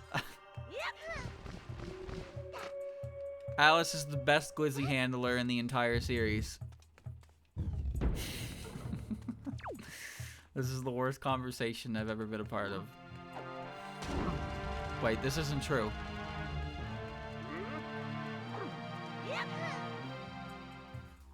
This is not true. I've been a part of worse conversations. Oh shit, this way. What about the Tubby Custard lore? What about it? That wasn't me, right? Did I make... I didn't make no Tubby Custard lore.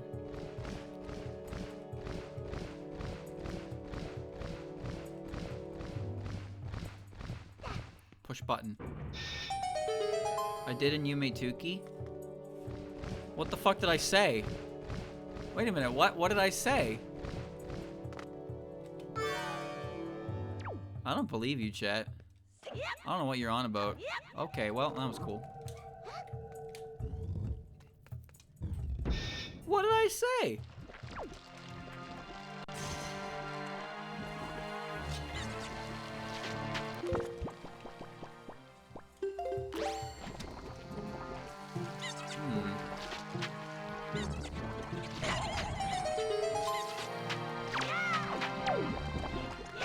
My man is made of darkness. Crazy. Alright. Shush, probably.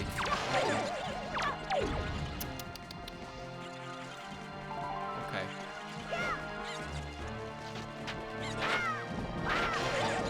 Get out of there, damn it.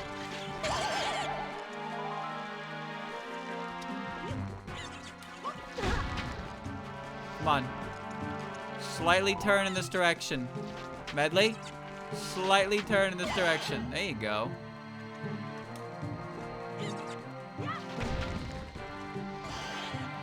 I can't believe this is working. Alright.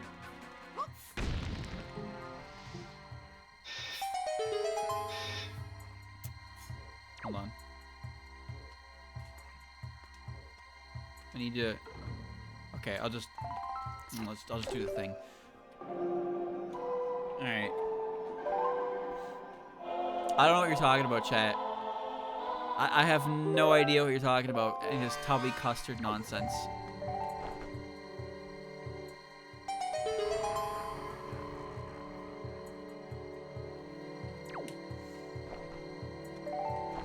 Does anyone in Gensokyo even know what a glizzy is? I have a feeling they don't, because why would they?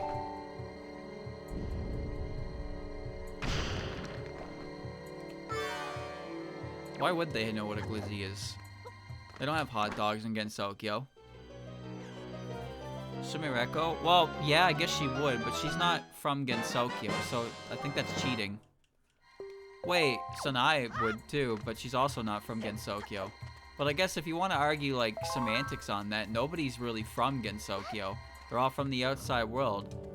So that doesn't really work. But I guess if we limit it to characters who currently live in Gensokyo, then Sanai definitely knows what a glizzy is. We're going this way. Need that skull hammer.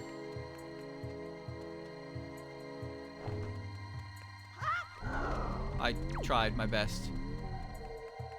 Okay. I'm gonna do this.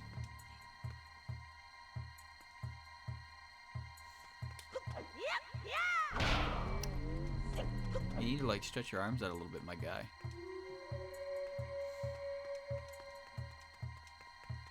Look at me. Ugh. Look at me, damn it! Ugh. I'm wasting more time trying to do it like this than just doing it the way I'm supposed to. Ugh. Fine, you win. I'll do it the way you intended me to do it.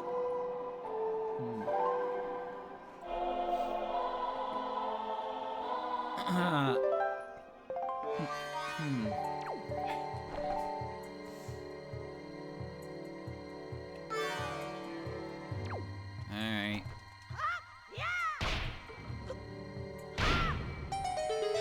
There we go.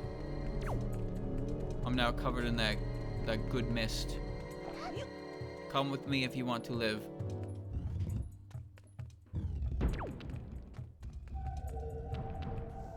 The tombs are open. It's just a silly ghost, dude. That's all it is. Just a silly ghost.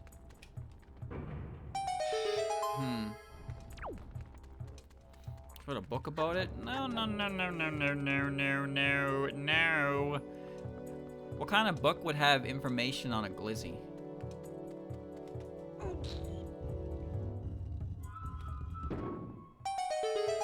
Also, where is this natural light coming from? Aren't we underground? Are we not underground? See, the thing about Gensokyo is they do a lot of traditional dishes. You know, like traditional Japanese dishes, but there's the Scarlet Devil Mansion, which definitely has more Western cuisine.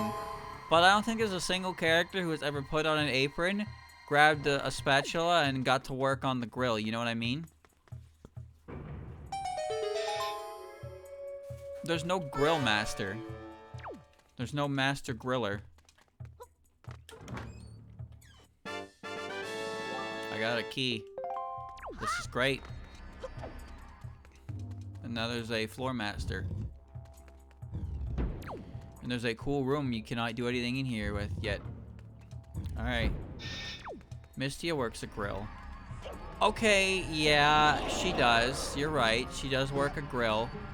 But I'm thinking more like, you know, I'm thinking more like typical American kind of grill, you know? I just want a grill for fuck's sake kind of deal, you know what I mean? Just, you know, just a fella with some burgies and glizzies on the rotor. He's got an apron on. You know, he's got a boomer apron on. That's my ideal glizzy master.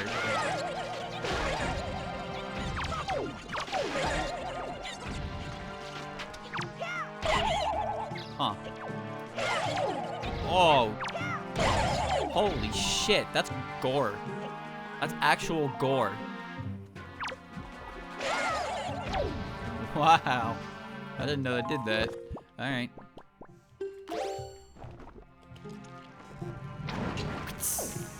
Sizzle, baby, sizzle.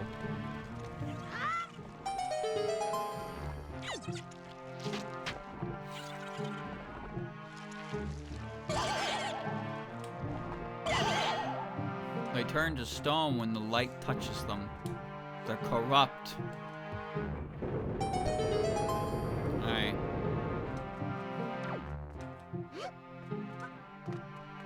The throat goat. The glizzy gobbler. Give me it. Grab it. Stupid little bastard. I like how you have to do that to open the door.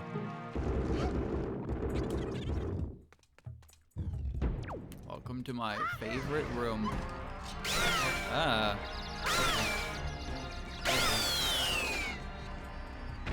I love that enemy. You know why I love that enemy? Because when you hit him, it sounds like he's reeing. He's angry at normies. This is his house. This is his bedroom. He is simply a deep, dank hand. Fucking normies, get out of my temple. Okay. Well, let's just do this the old-fashioned way.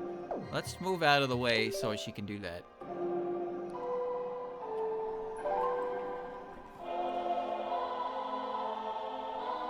Okay, chat, here's the next question. If Alice is the greatest girl to ever glizzy a glizzy, then who's the second greatest? Alice was too easy a winner. Now we need a runner-up. Who's good with their hands? Sanai? I highly doubt Sanai is able to twirl glizzies of that caliber. Just because she knows what it is doesn't mean she's that dexterous, you know? Anything else in here? No. You can't just... Chat, you can't just give me names without explanation. That doesn't work. If you don't explain yourself, I don't understand. Saki can throw knives so she can handle glizzies. Alright, that's an acceptable explanation. I can accept that. Imagine Killing Doll, but instead of throwing knives, she throws glizzies.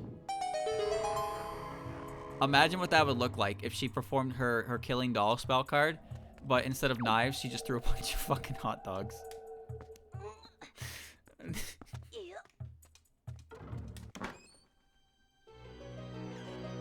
Raiko's a drummer. She's probably good with her hands. Okay, listen. There's a difference between being good with your hands and being good with your fingers. Look at the glizzy emote. How you medley holding up in there, partner? Just got done dropping off supplies for your missus. She says hi. Sorry, I lied. She didn't really say much of anything aside from a thank you. I figured there's a lot in her mind right about now. In that case, make sure he and your winged amiga ain't straight too far from one another. If you get separated, I reckon you can find Medley in dungeon map as long as you get newfound compass yours. Alright, I'll quit you yapping a year off. Good luck, cause it's brutal for you. So look at the control. Look at the control that emote has on it. It's all on the fingers, you know? So just because a character is good with their hands doesn't mean they're necessarily good with their fingers, you know what I mean?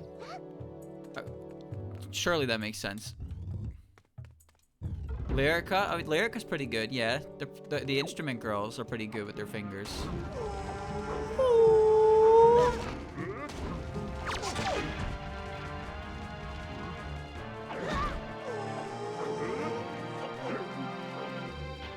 Well, this is awkward.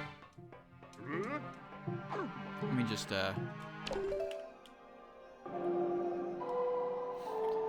twirl your drumsticks. Yeah, I guess you can twirl your drumsticks, but Riko hits her drums with her heels, and then she uses, like, her, I don't know. Maybe. That hit me? Oh, man, oh, man, oh, man. We're doing it again. Versatile behavior.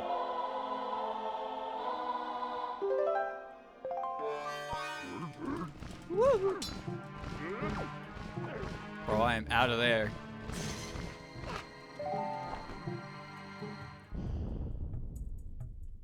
Statue injured.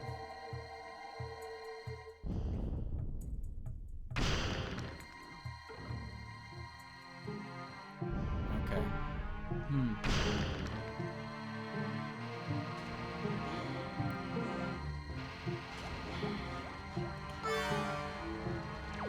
You gotta kill the past.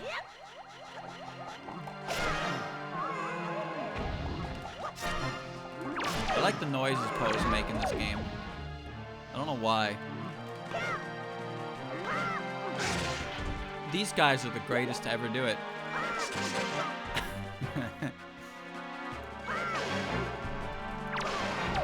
Alright. Very good. Bum bum bum bum bum bum bum.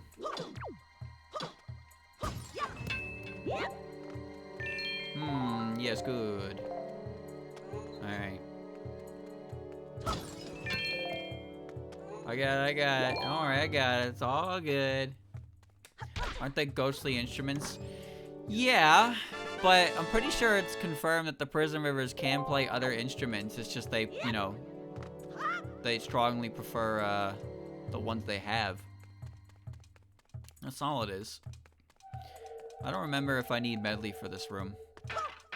But I'll bring her anyway. They are the instruments. They are the phantoms of sound. Which is why when they play music, it's not like, it doesn't go in your ears. It's felt by your soul. That's why it's so powerful. It's music that speaks for the soul. That's also why when you hear Lyrica, or not Lyrica. That's also why when you hear Lunasa or Merlin, that affects you so greatly to a point where it's kind of bad. Speaking of bad, I fucking hate these things.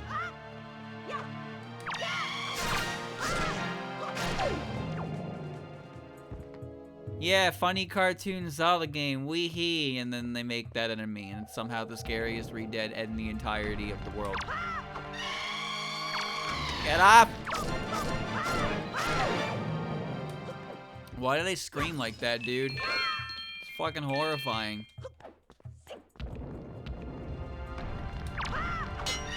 Come on! Look out!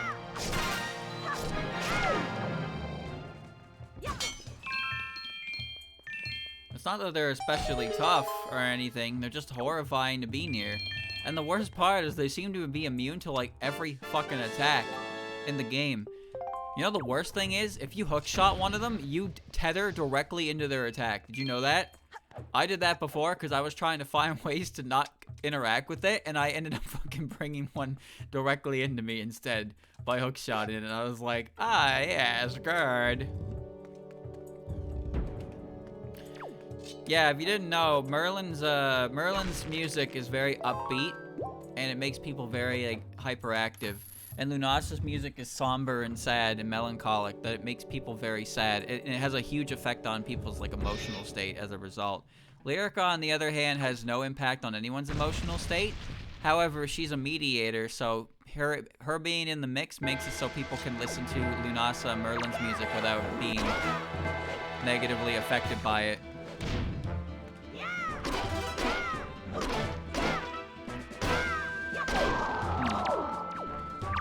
Stalfos. My boss is gone. He's back.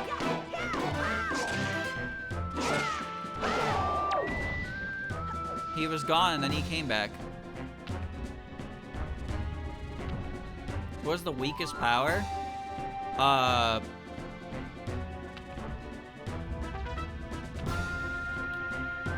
Define weak. Every character in the series has got some kind of ability.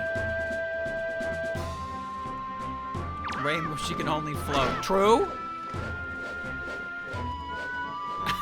Very true.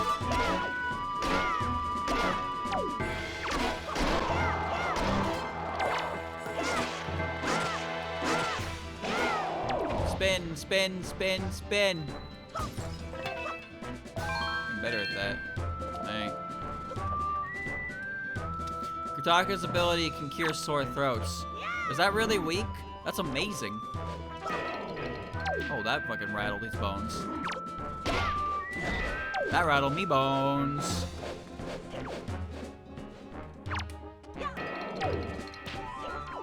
that gonna... I don't think that's doing damage.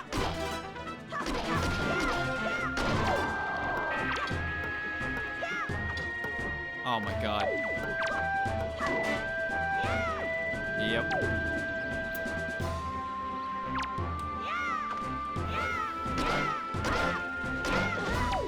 This is acceptable. This man be swinging. I guess this is what I get for killing the other one so fast. Alright. If you're talking like weak as in like strength-wise, then there's a number of characters' abilities don't really do anything for battle. But every character's got an ability that's pretty handy. Kutaka's ability sounds immensely nice because, you know, sore throats fucking suck.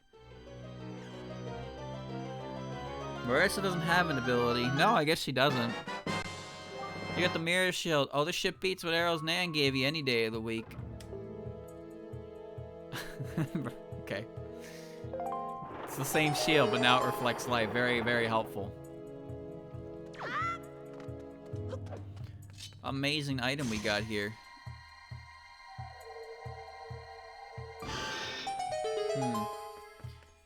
Yeah, never be affected by anything throat related. That's great. That's a great ability. Is it strong in battle? No. Not really, but like it's still a great ability. Alright, come here, child.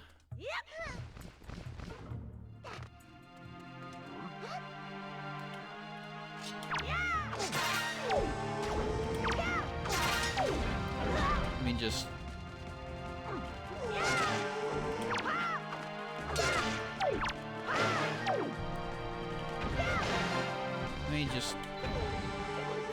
let me just get this real quick.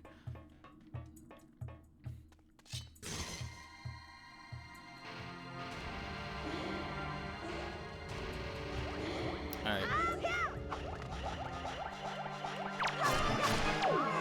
Just gotta clear the room, that's all. Thank you for the raid, Christian. We're talking about glizzies. That's great. Goodbye, everybody who just showed up. I know nobody wants to talk about that. Oh my god, damn! Actually, no, we're not talking about glizzies. That conversation passed. Forgot about that. Right there. Wait. Oh, Carl, you're a fucking idiot, mate. Okay. I'll get this right. Some characters have abilities that I feel like they just have them because the characters need abilities. That's it. That's the only reason why they have them. They don't really make a difference to their character in the slightest, but they have them because everyone has something. Marissa doesn't have an ability, but she's a hard-working human girl who's like really strong because of her hard work. She shows that hard work pays. Or something like that.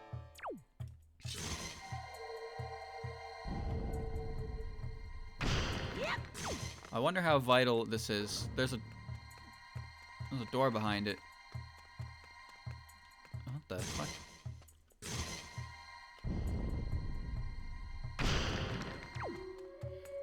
Come along, you bastard. Ability to sword. Yeah, their abilities are just things they're good at.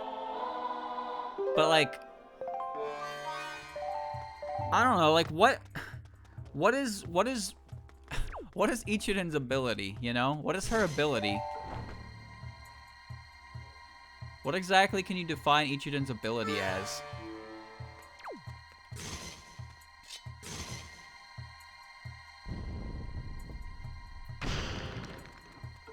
Unzon. I don't know if that counts. Controlling you do, but like, is that really her ability? That's the thing I don't understand. Is that really her ability, or is it just like something that she does because she befriended a Yudu? You know what I mean?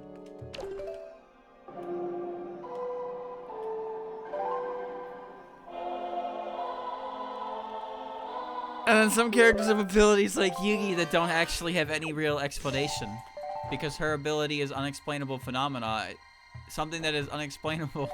An unexplainable phenomena cannot be explained. Hence why it is unexplainable.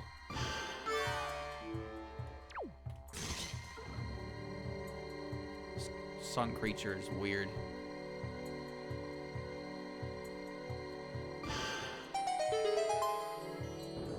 Shine the light.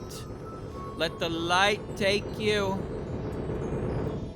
Futo can manipulate feng shui. Explain to me what that has to do with anything that she's like a part of at all. Oh shit. Just getting some stuff. Miko's ability is she can listen to a bunch of people's like conversations at once, but I'm pretty sure that's based off of like the actual like Shotoku legend. But I don't really know because I don't really know anything about Prince Shotoku. But if that dude could just like hear things that many times, that sounds awful. That doesn't sound like a very fun ability at all. You guys want to go down in the gnome cave? Gnome cave, gnome cave, gnome cave, gnome cave, gnome cave. Wait a minute. There's something there, but how do I actually didn't want to come down here, if you can believe it. Oh, I see.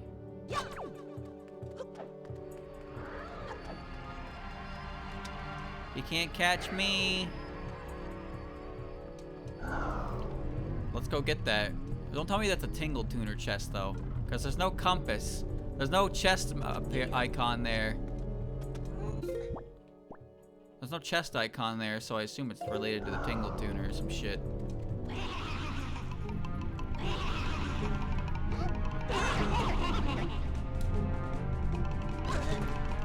Oh my. I'm going to murder you. Okay, you live. You'll live today. Nope. Down, down. There we go.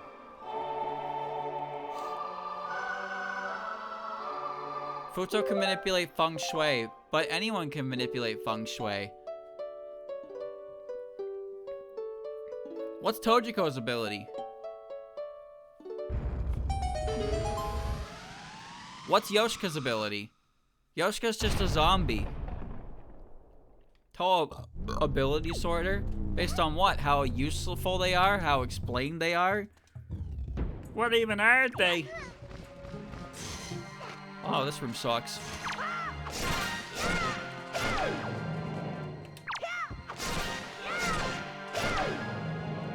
room no longer sucks. In fact, this is the best room in the game. Come on! I didn't want to do that. Nice.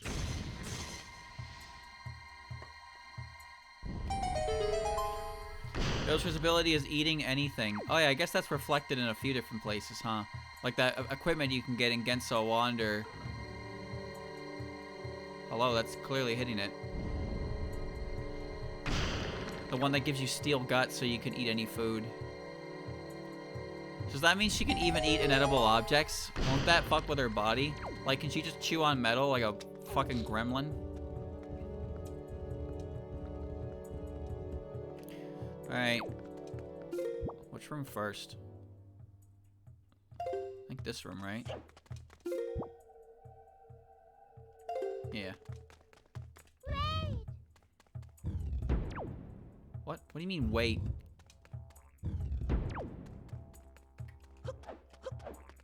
Come here, damn it. Goddamn child.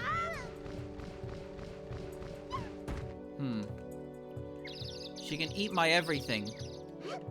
Well, actually, I'm gonna think about the things I say a little harder next time I talk about that. But my point is, there's nothing Yoshika cannot eat. Why? I don't know.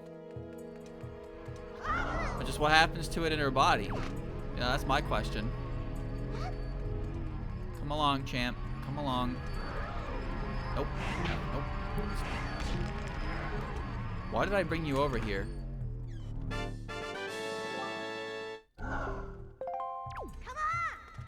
Well.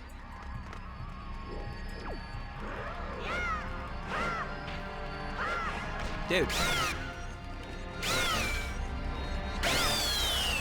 These things are so fucking loud.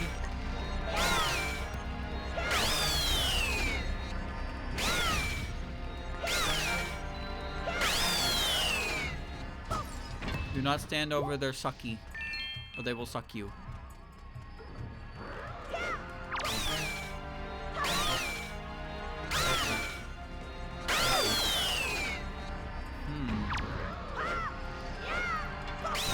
Okay.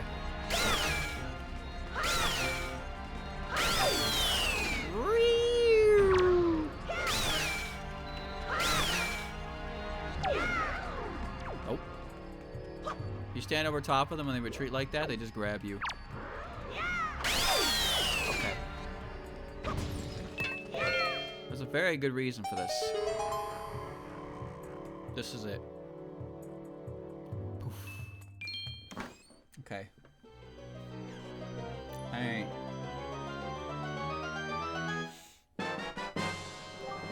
I still got a sorter I gotta finish anyway. But that's not a bad one, it's not a bad idea.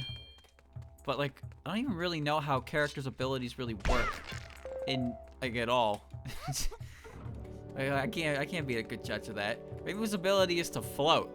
What kind of fucking ability is that? It's not even to fly, it's to float. But it's Reimu. She's like crazy strong anyway, but her only ability is just to float. That's terrible. But I also know that Reimu is like capable of so much more. Alright, which way do you go first? Pretty sure you have to set something up on this side of the room. Yeah, you gotta push that.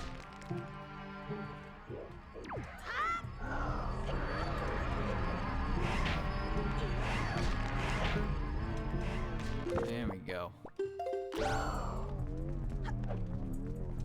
That's because I have the power bracelets. That's why I can move these.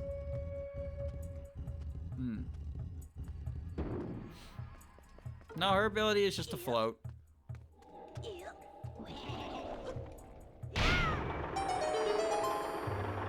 Reimu also has a cheat move that's only ever been explored in Immaterial and Missing Power.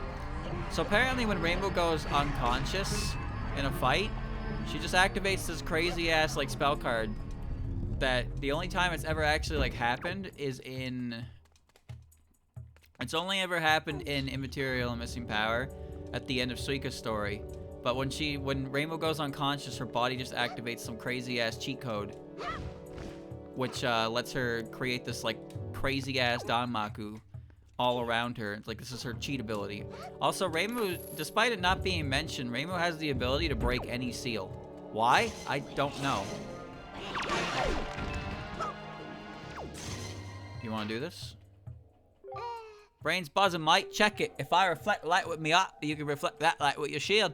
Well, hey, you follow me, ain't you? You'd be like, club's back home.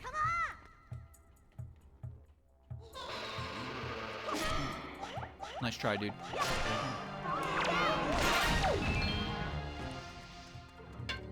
Alright. You gotta do some sneaky business. Gotta hit him with the... How is that not hitting you? Finish the job.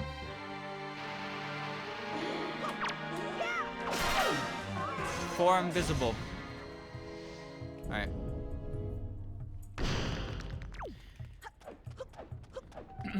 Yeah, there was a chapter in... I think it was Wild Horn Hermit. I don't remember what book it was from, actually.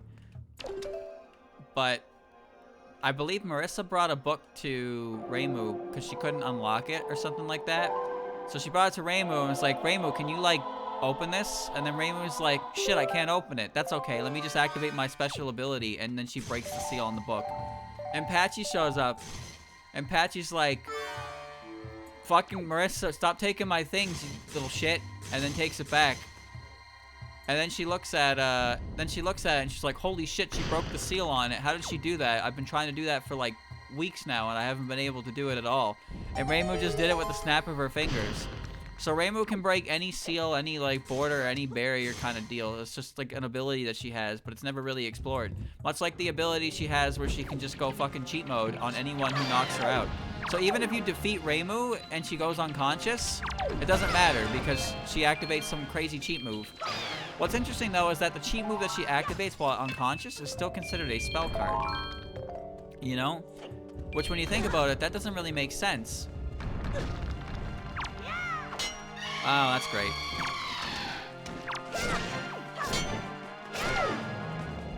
How come even in this unconscious state she's still using spell cards? I figured if she gets to a state where she's unconscious like that, it would be in a real fight or flight situation.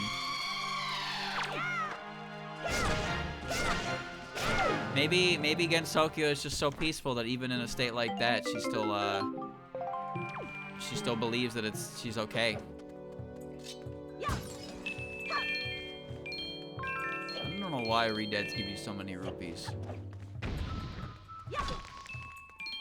Only when they feel like it, of course. Alright. I don't remember where I read it. It might have been fanon. It might have just been fanon, but I'm pretty sure I read somewhere that the way the Touhou games work is every time... Whoa. The way the Touhou games work is that whenever a character, like, game overs, they just go home and then they try again later. Which is kind of funny when you think about it like that. Like when they game over, they're just like, ah, fuck this, and they go home and they get mad about it, but then they come back later and try again. That's a funny thought, but I don't know if that's like actually a thing or not. I can't remember where I read that information from. I honestly can't, if it was fandom or if it was actually canon or not. But I thought the idea was kind of funny.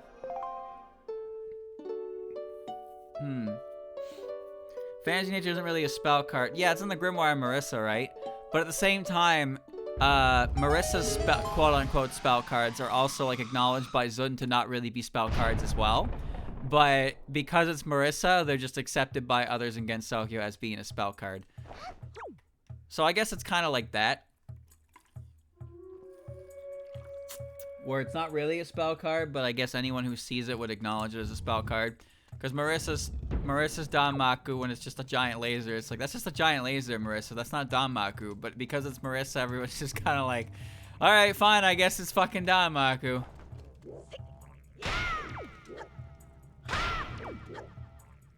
Please break.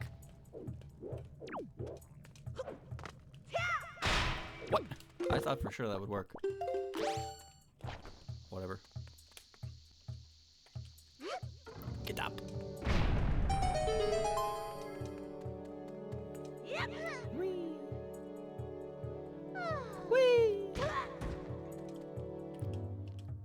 Land on your bottom. It'll reduce the impact of the fall. Like this? Oh, your other bottom.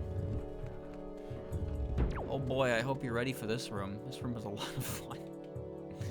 This room is so fucking long. What if Sumireko spell cards is a gun? It's a 3D printed gun.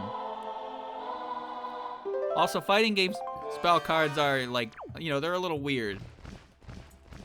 But that also brings up the whole point, the whole fact that like, while the spell card rules are a thing that exists against Sokyo, it doesn't really make sense that so many characters.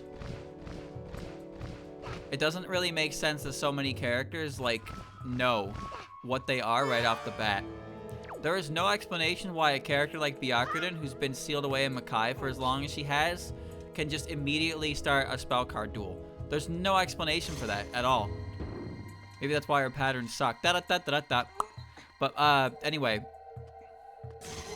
point is, even though like it's the rule against Sokyo, there's so many characters who, or they have like no feasible way of knowing that, still like capable of, you know, doing spell cards. Why is that? Obviously, the obvious answer is because the game has to be that way. Oh. The game has to be that way, obviously. Actually, didn't that just kind of work? Huh. I guess it did, huh? Alright. Gnome.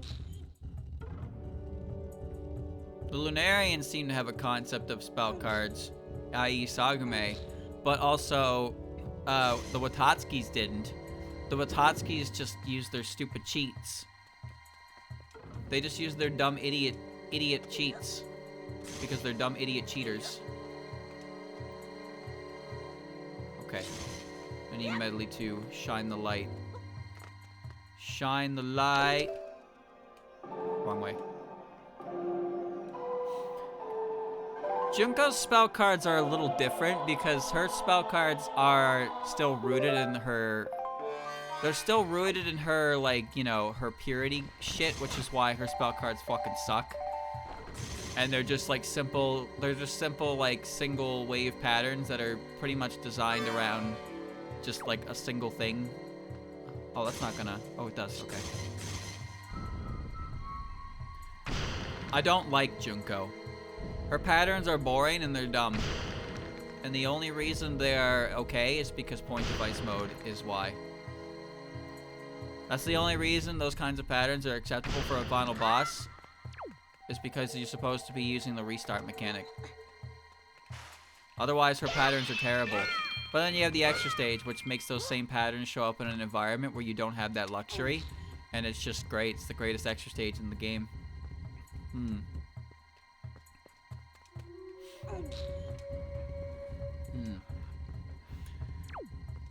Pristine Lunacy? I don't... Is that the one that... That's the one that shows up in the corners on higher difficulties, right? The one that's multicolored? The one that can just wall you if you're not lucky, because fuck you, I guess? Amazing. That's Modern Divine Spirit World. Oh. That one's different on higher difficulties. On normal mode, it spawns to your left and right, like horizontal and vertical positions, and then it spawns diagonally in higher difficulties. And I swear, it's way easier for it to wall you on normal mode than it is on hard. Here I am. Yes, funky, fresh bites. Alright.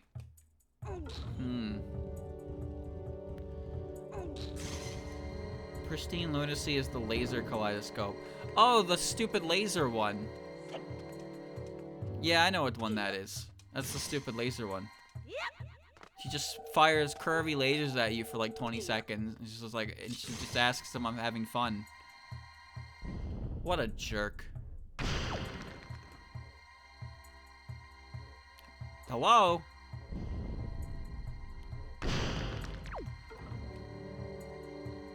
I actually like lilies, though. I'll give you that. I think Lilies of, the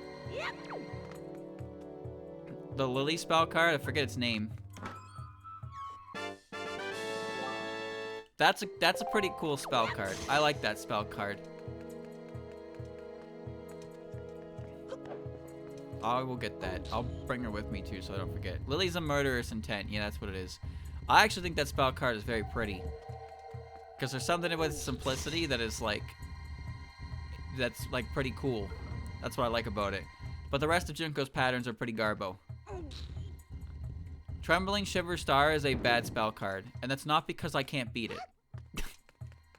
It's because the pattern is literally just micros, but you have to like micro adjust your micros, and it's just stupid. Why is that a spell card?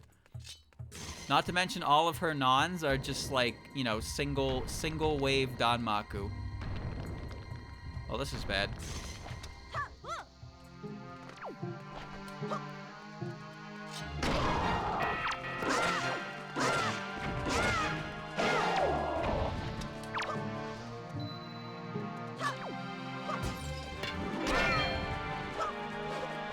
Oi, oi, oi.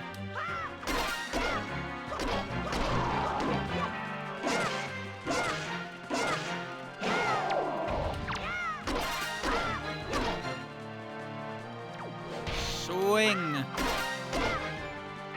You kill him with a horizontal swing, it is this.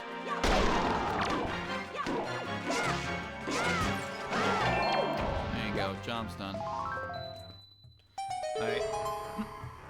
Star and Stripe should not be a normal spell card. Talking about Clownpiece, the one where that's just lasers, that you have to do this like weird fucking like move all the way to the side and then scoop downwards, and then like you have to do it perfectly, otherwise you get clipped by a laser. The second spell, that's the timeout spell, right? That one's funny. Gotta go up and then move down. Oh wait, no, that's the one that's like the American flag. That one sucks. Because you gotta keep in the range of the lasers, but then you have to go through the stars, but sometimes the stars are just in a stupid position, so it's not possible to go up fast enough, and then you just get clipped. Get out of there. Aim here. First spell's the timeout, yeah. I read second spell as second pattern. Because Clownpiece's nons are kind of like crazy to look at. That's the thing about Clownpiece. Clownpiece, you know, she's really difficult. And she's got a lot of crazy shit. But her crazy shit is cool. You know what I mean? Her crazy shit has an air of coolness to it. Whereas Junko's crazy shit is just like... It's just kind of like, fuck you. I just can't believe she's in the extra stage, man. I think that's what gets me the most. Jun really like made Hekatia and gave her a bunch of different forms and different Danmaku. And at the same time, he was like, hey, here's Junko. Here's this spell card. It's just really thick bullets that you have to micro. And she has a bomb shield. Fuck you. It's like, Jun, why is that the 8th spell card? Why is that the 8th spell card in the extra stage? Are you serious? Why would you do that? Surely you thought there was a better way to, like, incorporate this character. Surely you thought of anything better than this, but I fucking guess not. Don't even get me started on the final, man. Hekatia's final. The final spell card in LOL K is not good. That is one boring-ass spell card. It's literally just single waves from Junko and Hekatia, and depending on which one you attack, the single waves get a little denser. And it's just awful. It's just a genuinely awful experience. What kind of final is that? Like, what? How is that a final? I liked it better when Mamizo had the worst final. Her final was boring, but at least there was a little more to look at.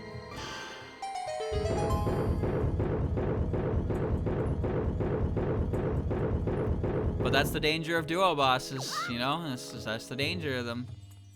You gotta do them right. They're either really boring or they're bullshit. And let me tell you,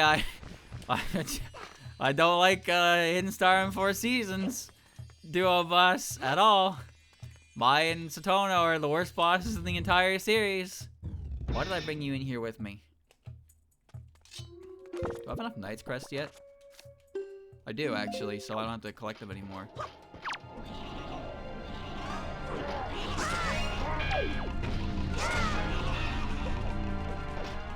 Oh.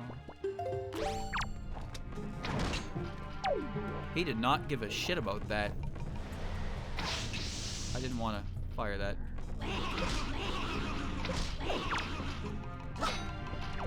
There's a way to beat this.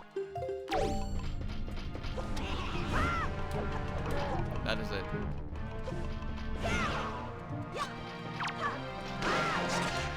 Wow. Wow. Cool.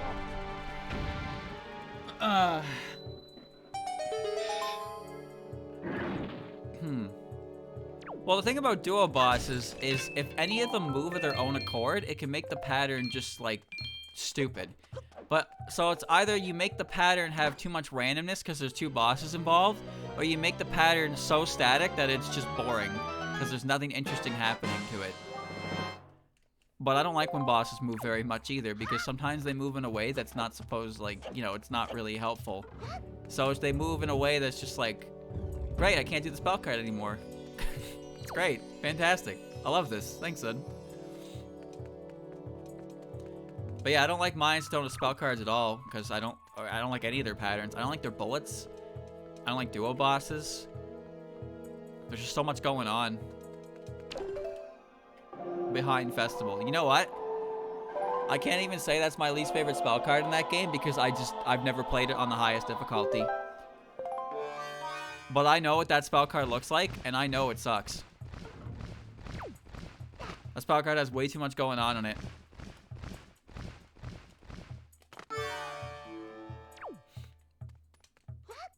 It's just too much, dude. Too much for my pea brain. But there's too many things to focus on. Mine and Satono suck. The only good thing about them is their theme. That's all I will give them. They have a good theme. That's it. That is literally it. That's all they have. Otherwise, I hate their characters. I hate their boss fight. I hate everything about their boss fight, and I just hate them. They suck. They're bad characters. They're lame. They're boring. They're not used anywhere for anything interesting at all. Not even remotely cool. Stupid idiot characters for stupid idiots. That's what they are. Deco leaf me out of here. Goodbye, Medley.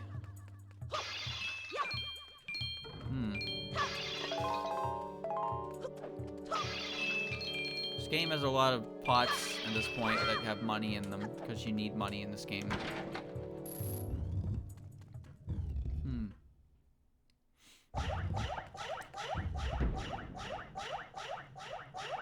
Oh yeah, Ghost Boys.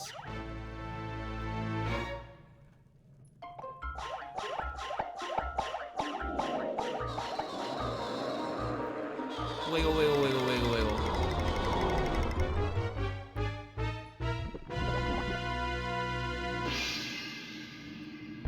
This guy's pretty cool.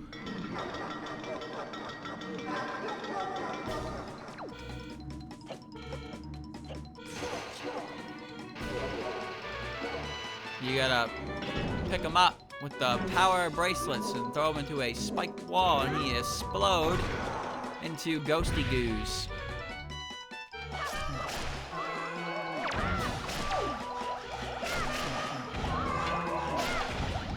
Nice. You're only allowed to kill 5 at a time.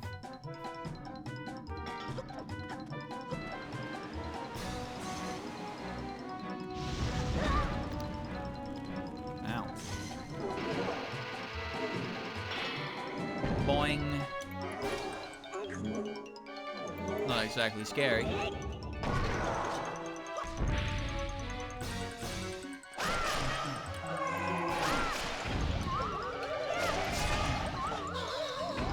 One, 2, 3, 4, 5. There's only 5 left.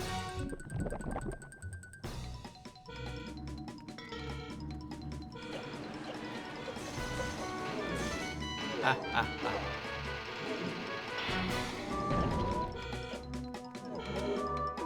Turn him around.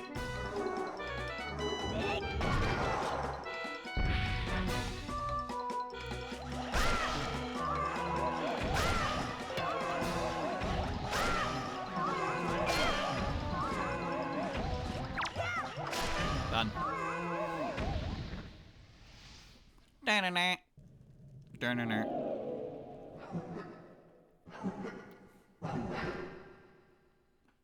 Ho! Skedaddle, my guy.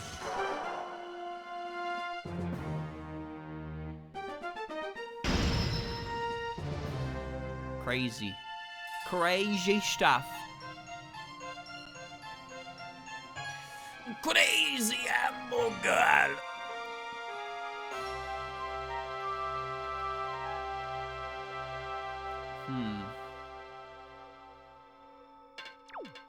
I think you can kill more if you hit enough of them in the small window of that you're allotted. But yeah, once you kill 5, the boss is like, all right, gather back up.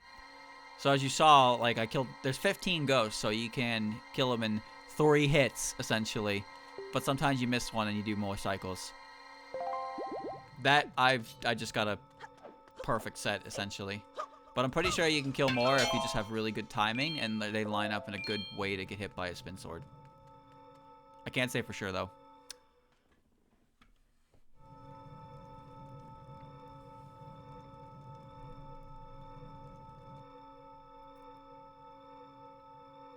Time to play a song to power up my Paracelsus sword.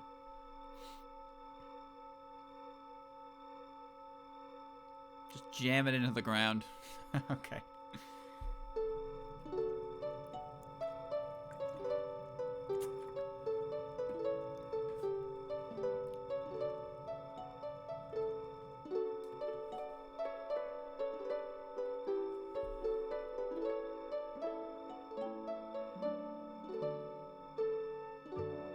Ain't that nice?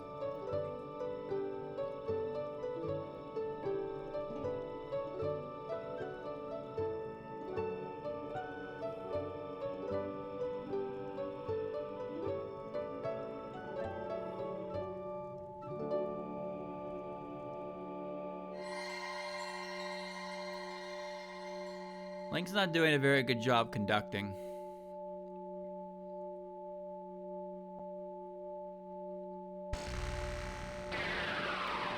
Yeah. Now you can stab out your eye by accident. With the latent power of the Earth's Temple, your personal saber has regained some of its lost energy. You need only wrestle the Wind Temple out from Ganon's grasp, absorb to its power to fully restore the saber. I had a chat with Toby and you fat beast you're facing off. She stalked the 2 of us got to me munted place all unmunted. She says she can peacefully move on now. No, I'm heaven, eh? Naruto also wanted to say she don't forgive you, mate. Yeah, but she's real happy you're back and trying to do what's right anyway. Plus, she's giddy as hell about Zelda being alright.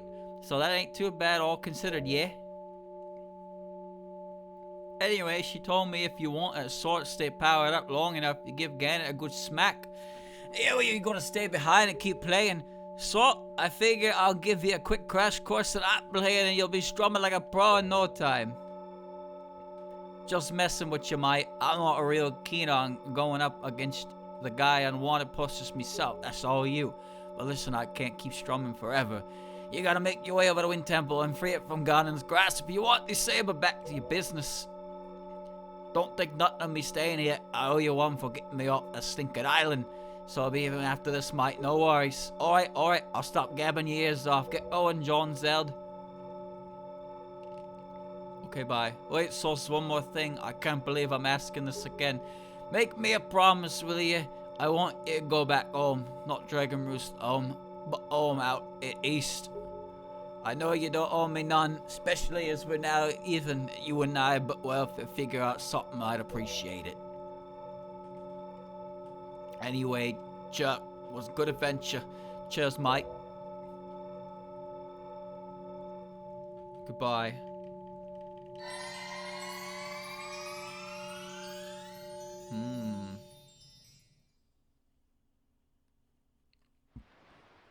I'm here. I hate when the game does that. It reminds me how long it's been since I saved, and then it scares me.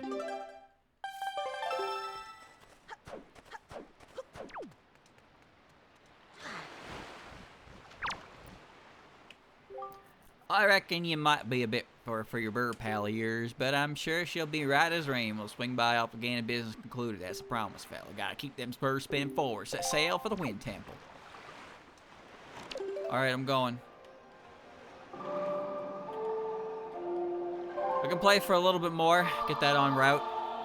Cause let's face it, we don't need 2.5 hours for 10 Desires. No human needs that much time for that game. No human should dedicate that much time to that game.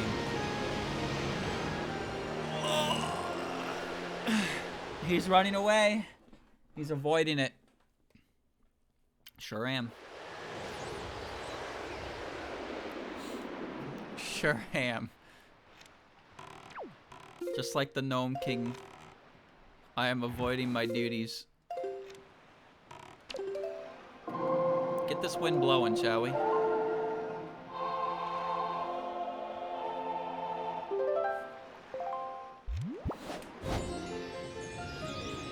Ten Desires has my least favorite music in the entire series.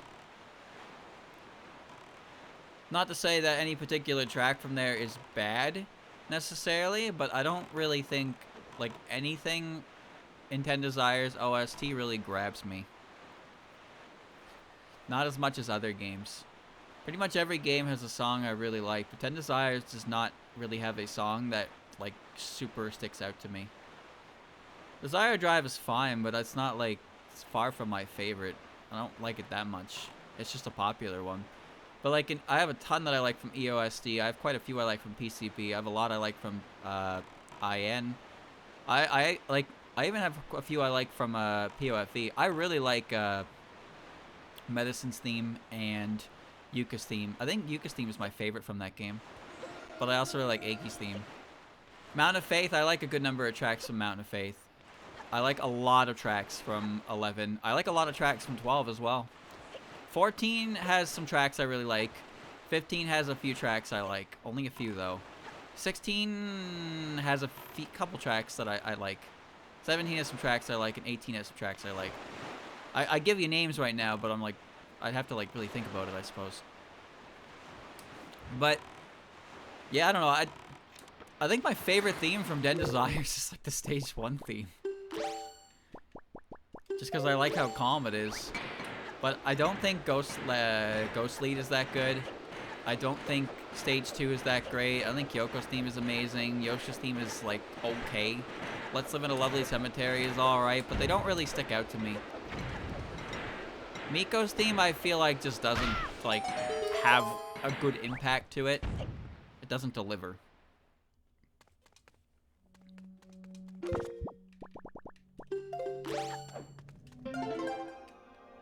Up, up, down.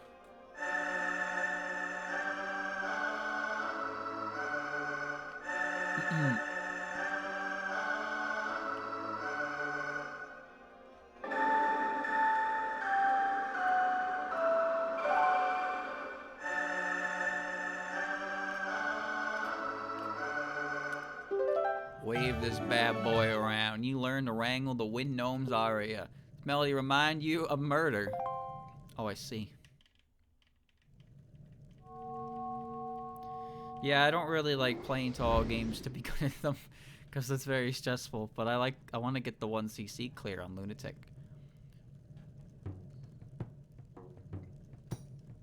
What's up, bro? You look kind of lost. Got an idea where you are? This is the Wind Temple, and it's no place for a pussy to be. Yeah, though, you know what? You don't seem like a pussy, and I'm not just saying that because you got them good threads like mine. My friends call me Crossfaded Fado. You can call me that if you want to, though, but don't wear it out. I ain't Fado otherwise. I'll offer you a brewski, but in case you haven't noticed, I'm dead. Yeah, party too hard in the temple. Nah, I'm joshing. Dean Mulgara beat my ass when helping a few fellow bro out. Hey, maybe you know him. Makar? Little fella? Gay little leaf on his face? Ringing any bells, bro? No shit, that's righteous. I've been worried about that little guy. He was like a bro to... No, he was more than a bro to me. Me and Makar had the same dorm in freshman year, though he was just some little punk, but that dude killed. No, I mean like really killed. Instructors here loaded their pants when they saw that little dude at work. He was fucking nuts. He could be such a little pussy though. He hated killing, and he was always going on about the lack of trees in the place, going on about nurturing life instead. Yeah, but I guess he was my pussy though, because I always had his back and didn't let the others give him shit for it. Huh? That seems kind of gay to me, you say? What? You're gay, bro. You are gay. Anyway, only like Dean Mulgara and Administrator Gannon can use that door. If you want in, yeah, I got no clue, dude. You could try knocking real loud. Well, anyway, hey, tell Makar I said hi, yeah, and let him know I miss him. Wait, don't tell him that, bro. Just tell him hi, okay? Bro? Huh? Aight, peace. Bro? Don't tell him that, bro.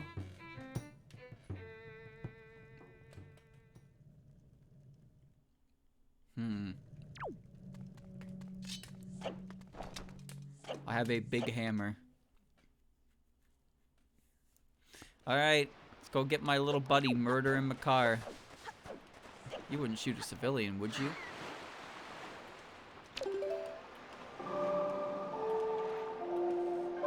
Cannot enter. Run is over. Forest Haven, all the way down there.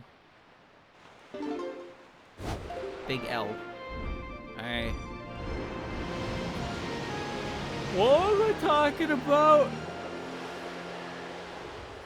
Honestly, I wonder what my favorite theme from each Touhou game really is. If I had to say Touhou 6, my favorite theme is probably Spaghetti for Dead Princess. I really like that one. Oh, that's good. For PCB, my favorite track, probably Necro Fantasy. I really like Ron's theme. I think Ron's theme is super good. Necro Fantasia is also like incredible, but there's something about Necro Fantasy I think I like just a little bit more. But there's a lot of, like I said, there's a lot of good tracks in there's a lot of good tracks in those games. I like Phantom Ensemble a lot. I like Alice's themes, of course. Yomu's stage theme, Yuko's boss theme. A lot of great themes. I used to... Chen's stage theme used to be my favorite stage theme. Oh, John Zeld, how good it is to see you alive and well. Welcome to my home. My little home away from home. Perhaps it's not quite right. I suppose it's my home within home. Forgive me, my mind is just a bit jumbled. I've only just returned from a bit of an exhausting trip. A trip from where? A place I spent much, if not most, of my life until recent, and a place that I cannot bring myself to enter again. Emotionally, but also physically cannot, because they set up some sort of device that blows ferocious winds away at intruders, and the 2 trees I planted in remembrance. Ah, I'm rambling. It is nothing. Please make yourself at home. You are more than welcome to listen to me play. Oh, a wind wrangler. I'm very familiar with this instrument. Our school's band featured a few even. What school did I've simply overspoke. Let's play, John Zeld. Alright.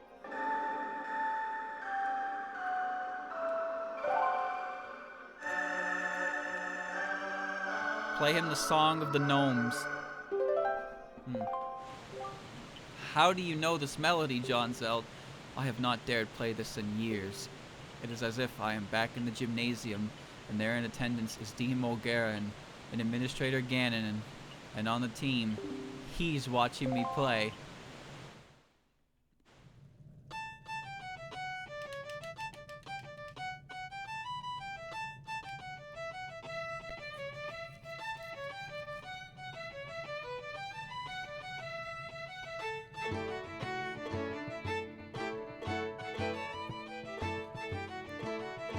It's good.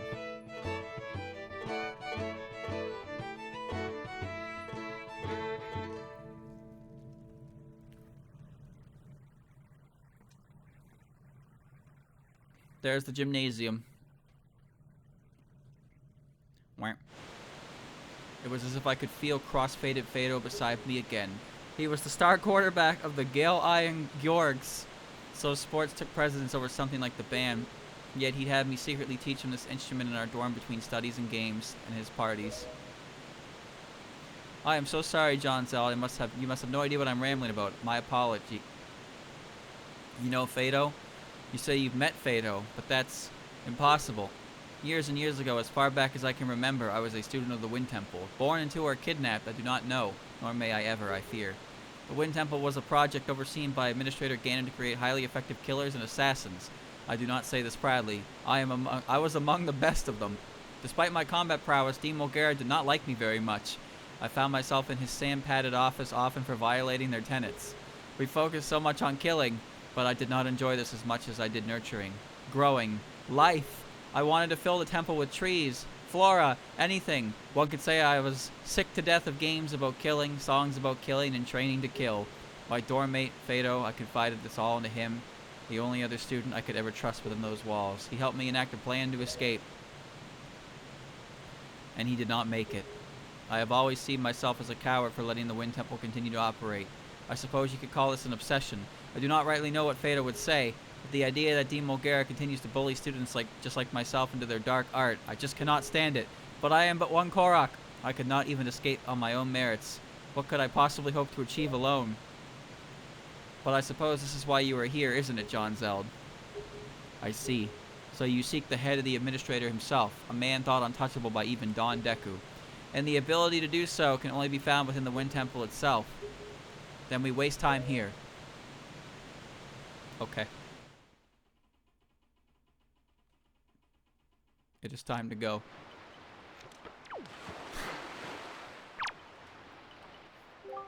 I want you to know, John Zeld, I do not take this opportunity that you have provided me with the liberating of the Wind Temple lightly. I made it clear I owed you a great debt, and I do not consider this a fulfillment of such. I want to do this. Now then, shall we? You got it, Murderer Makar. Let's do it.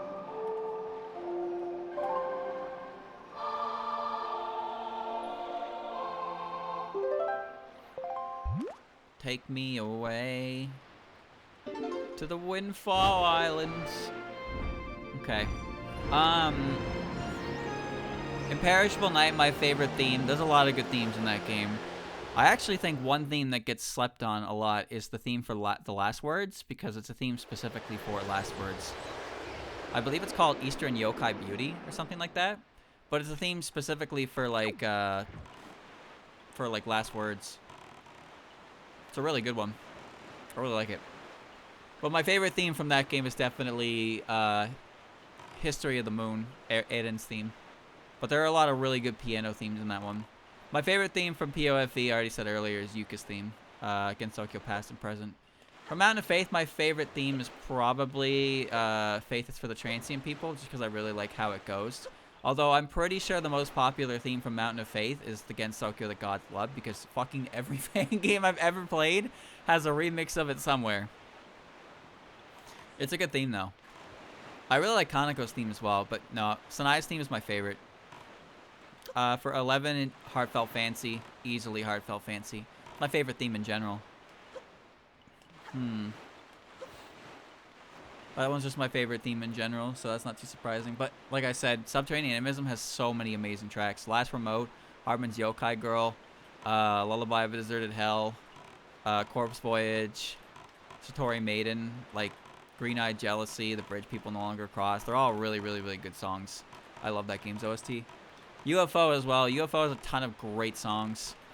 But my favorite is Cosmic Skyscraper.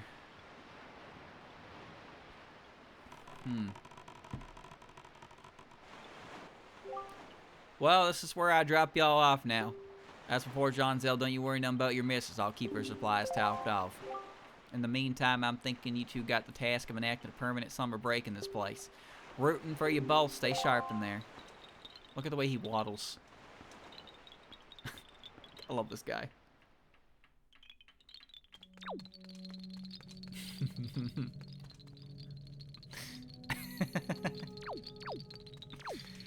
He is speed.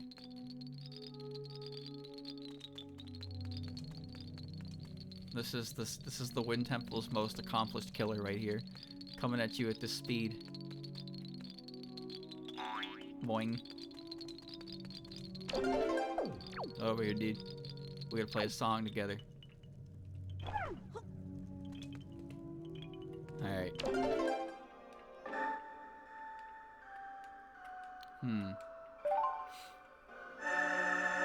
I think the Gensokyo the gods loved is like just such a good theme for all of Gensokyo because it's in the name, you know?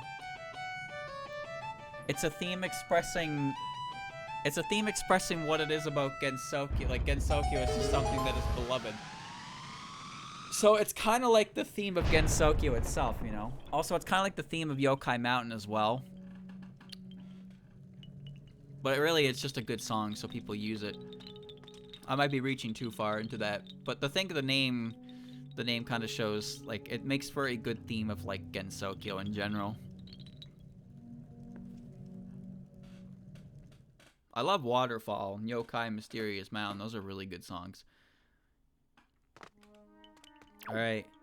I'm in the Wind Temple. But, obviously, I'm stopping here. I'm not going any further.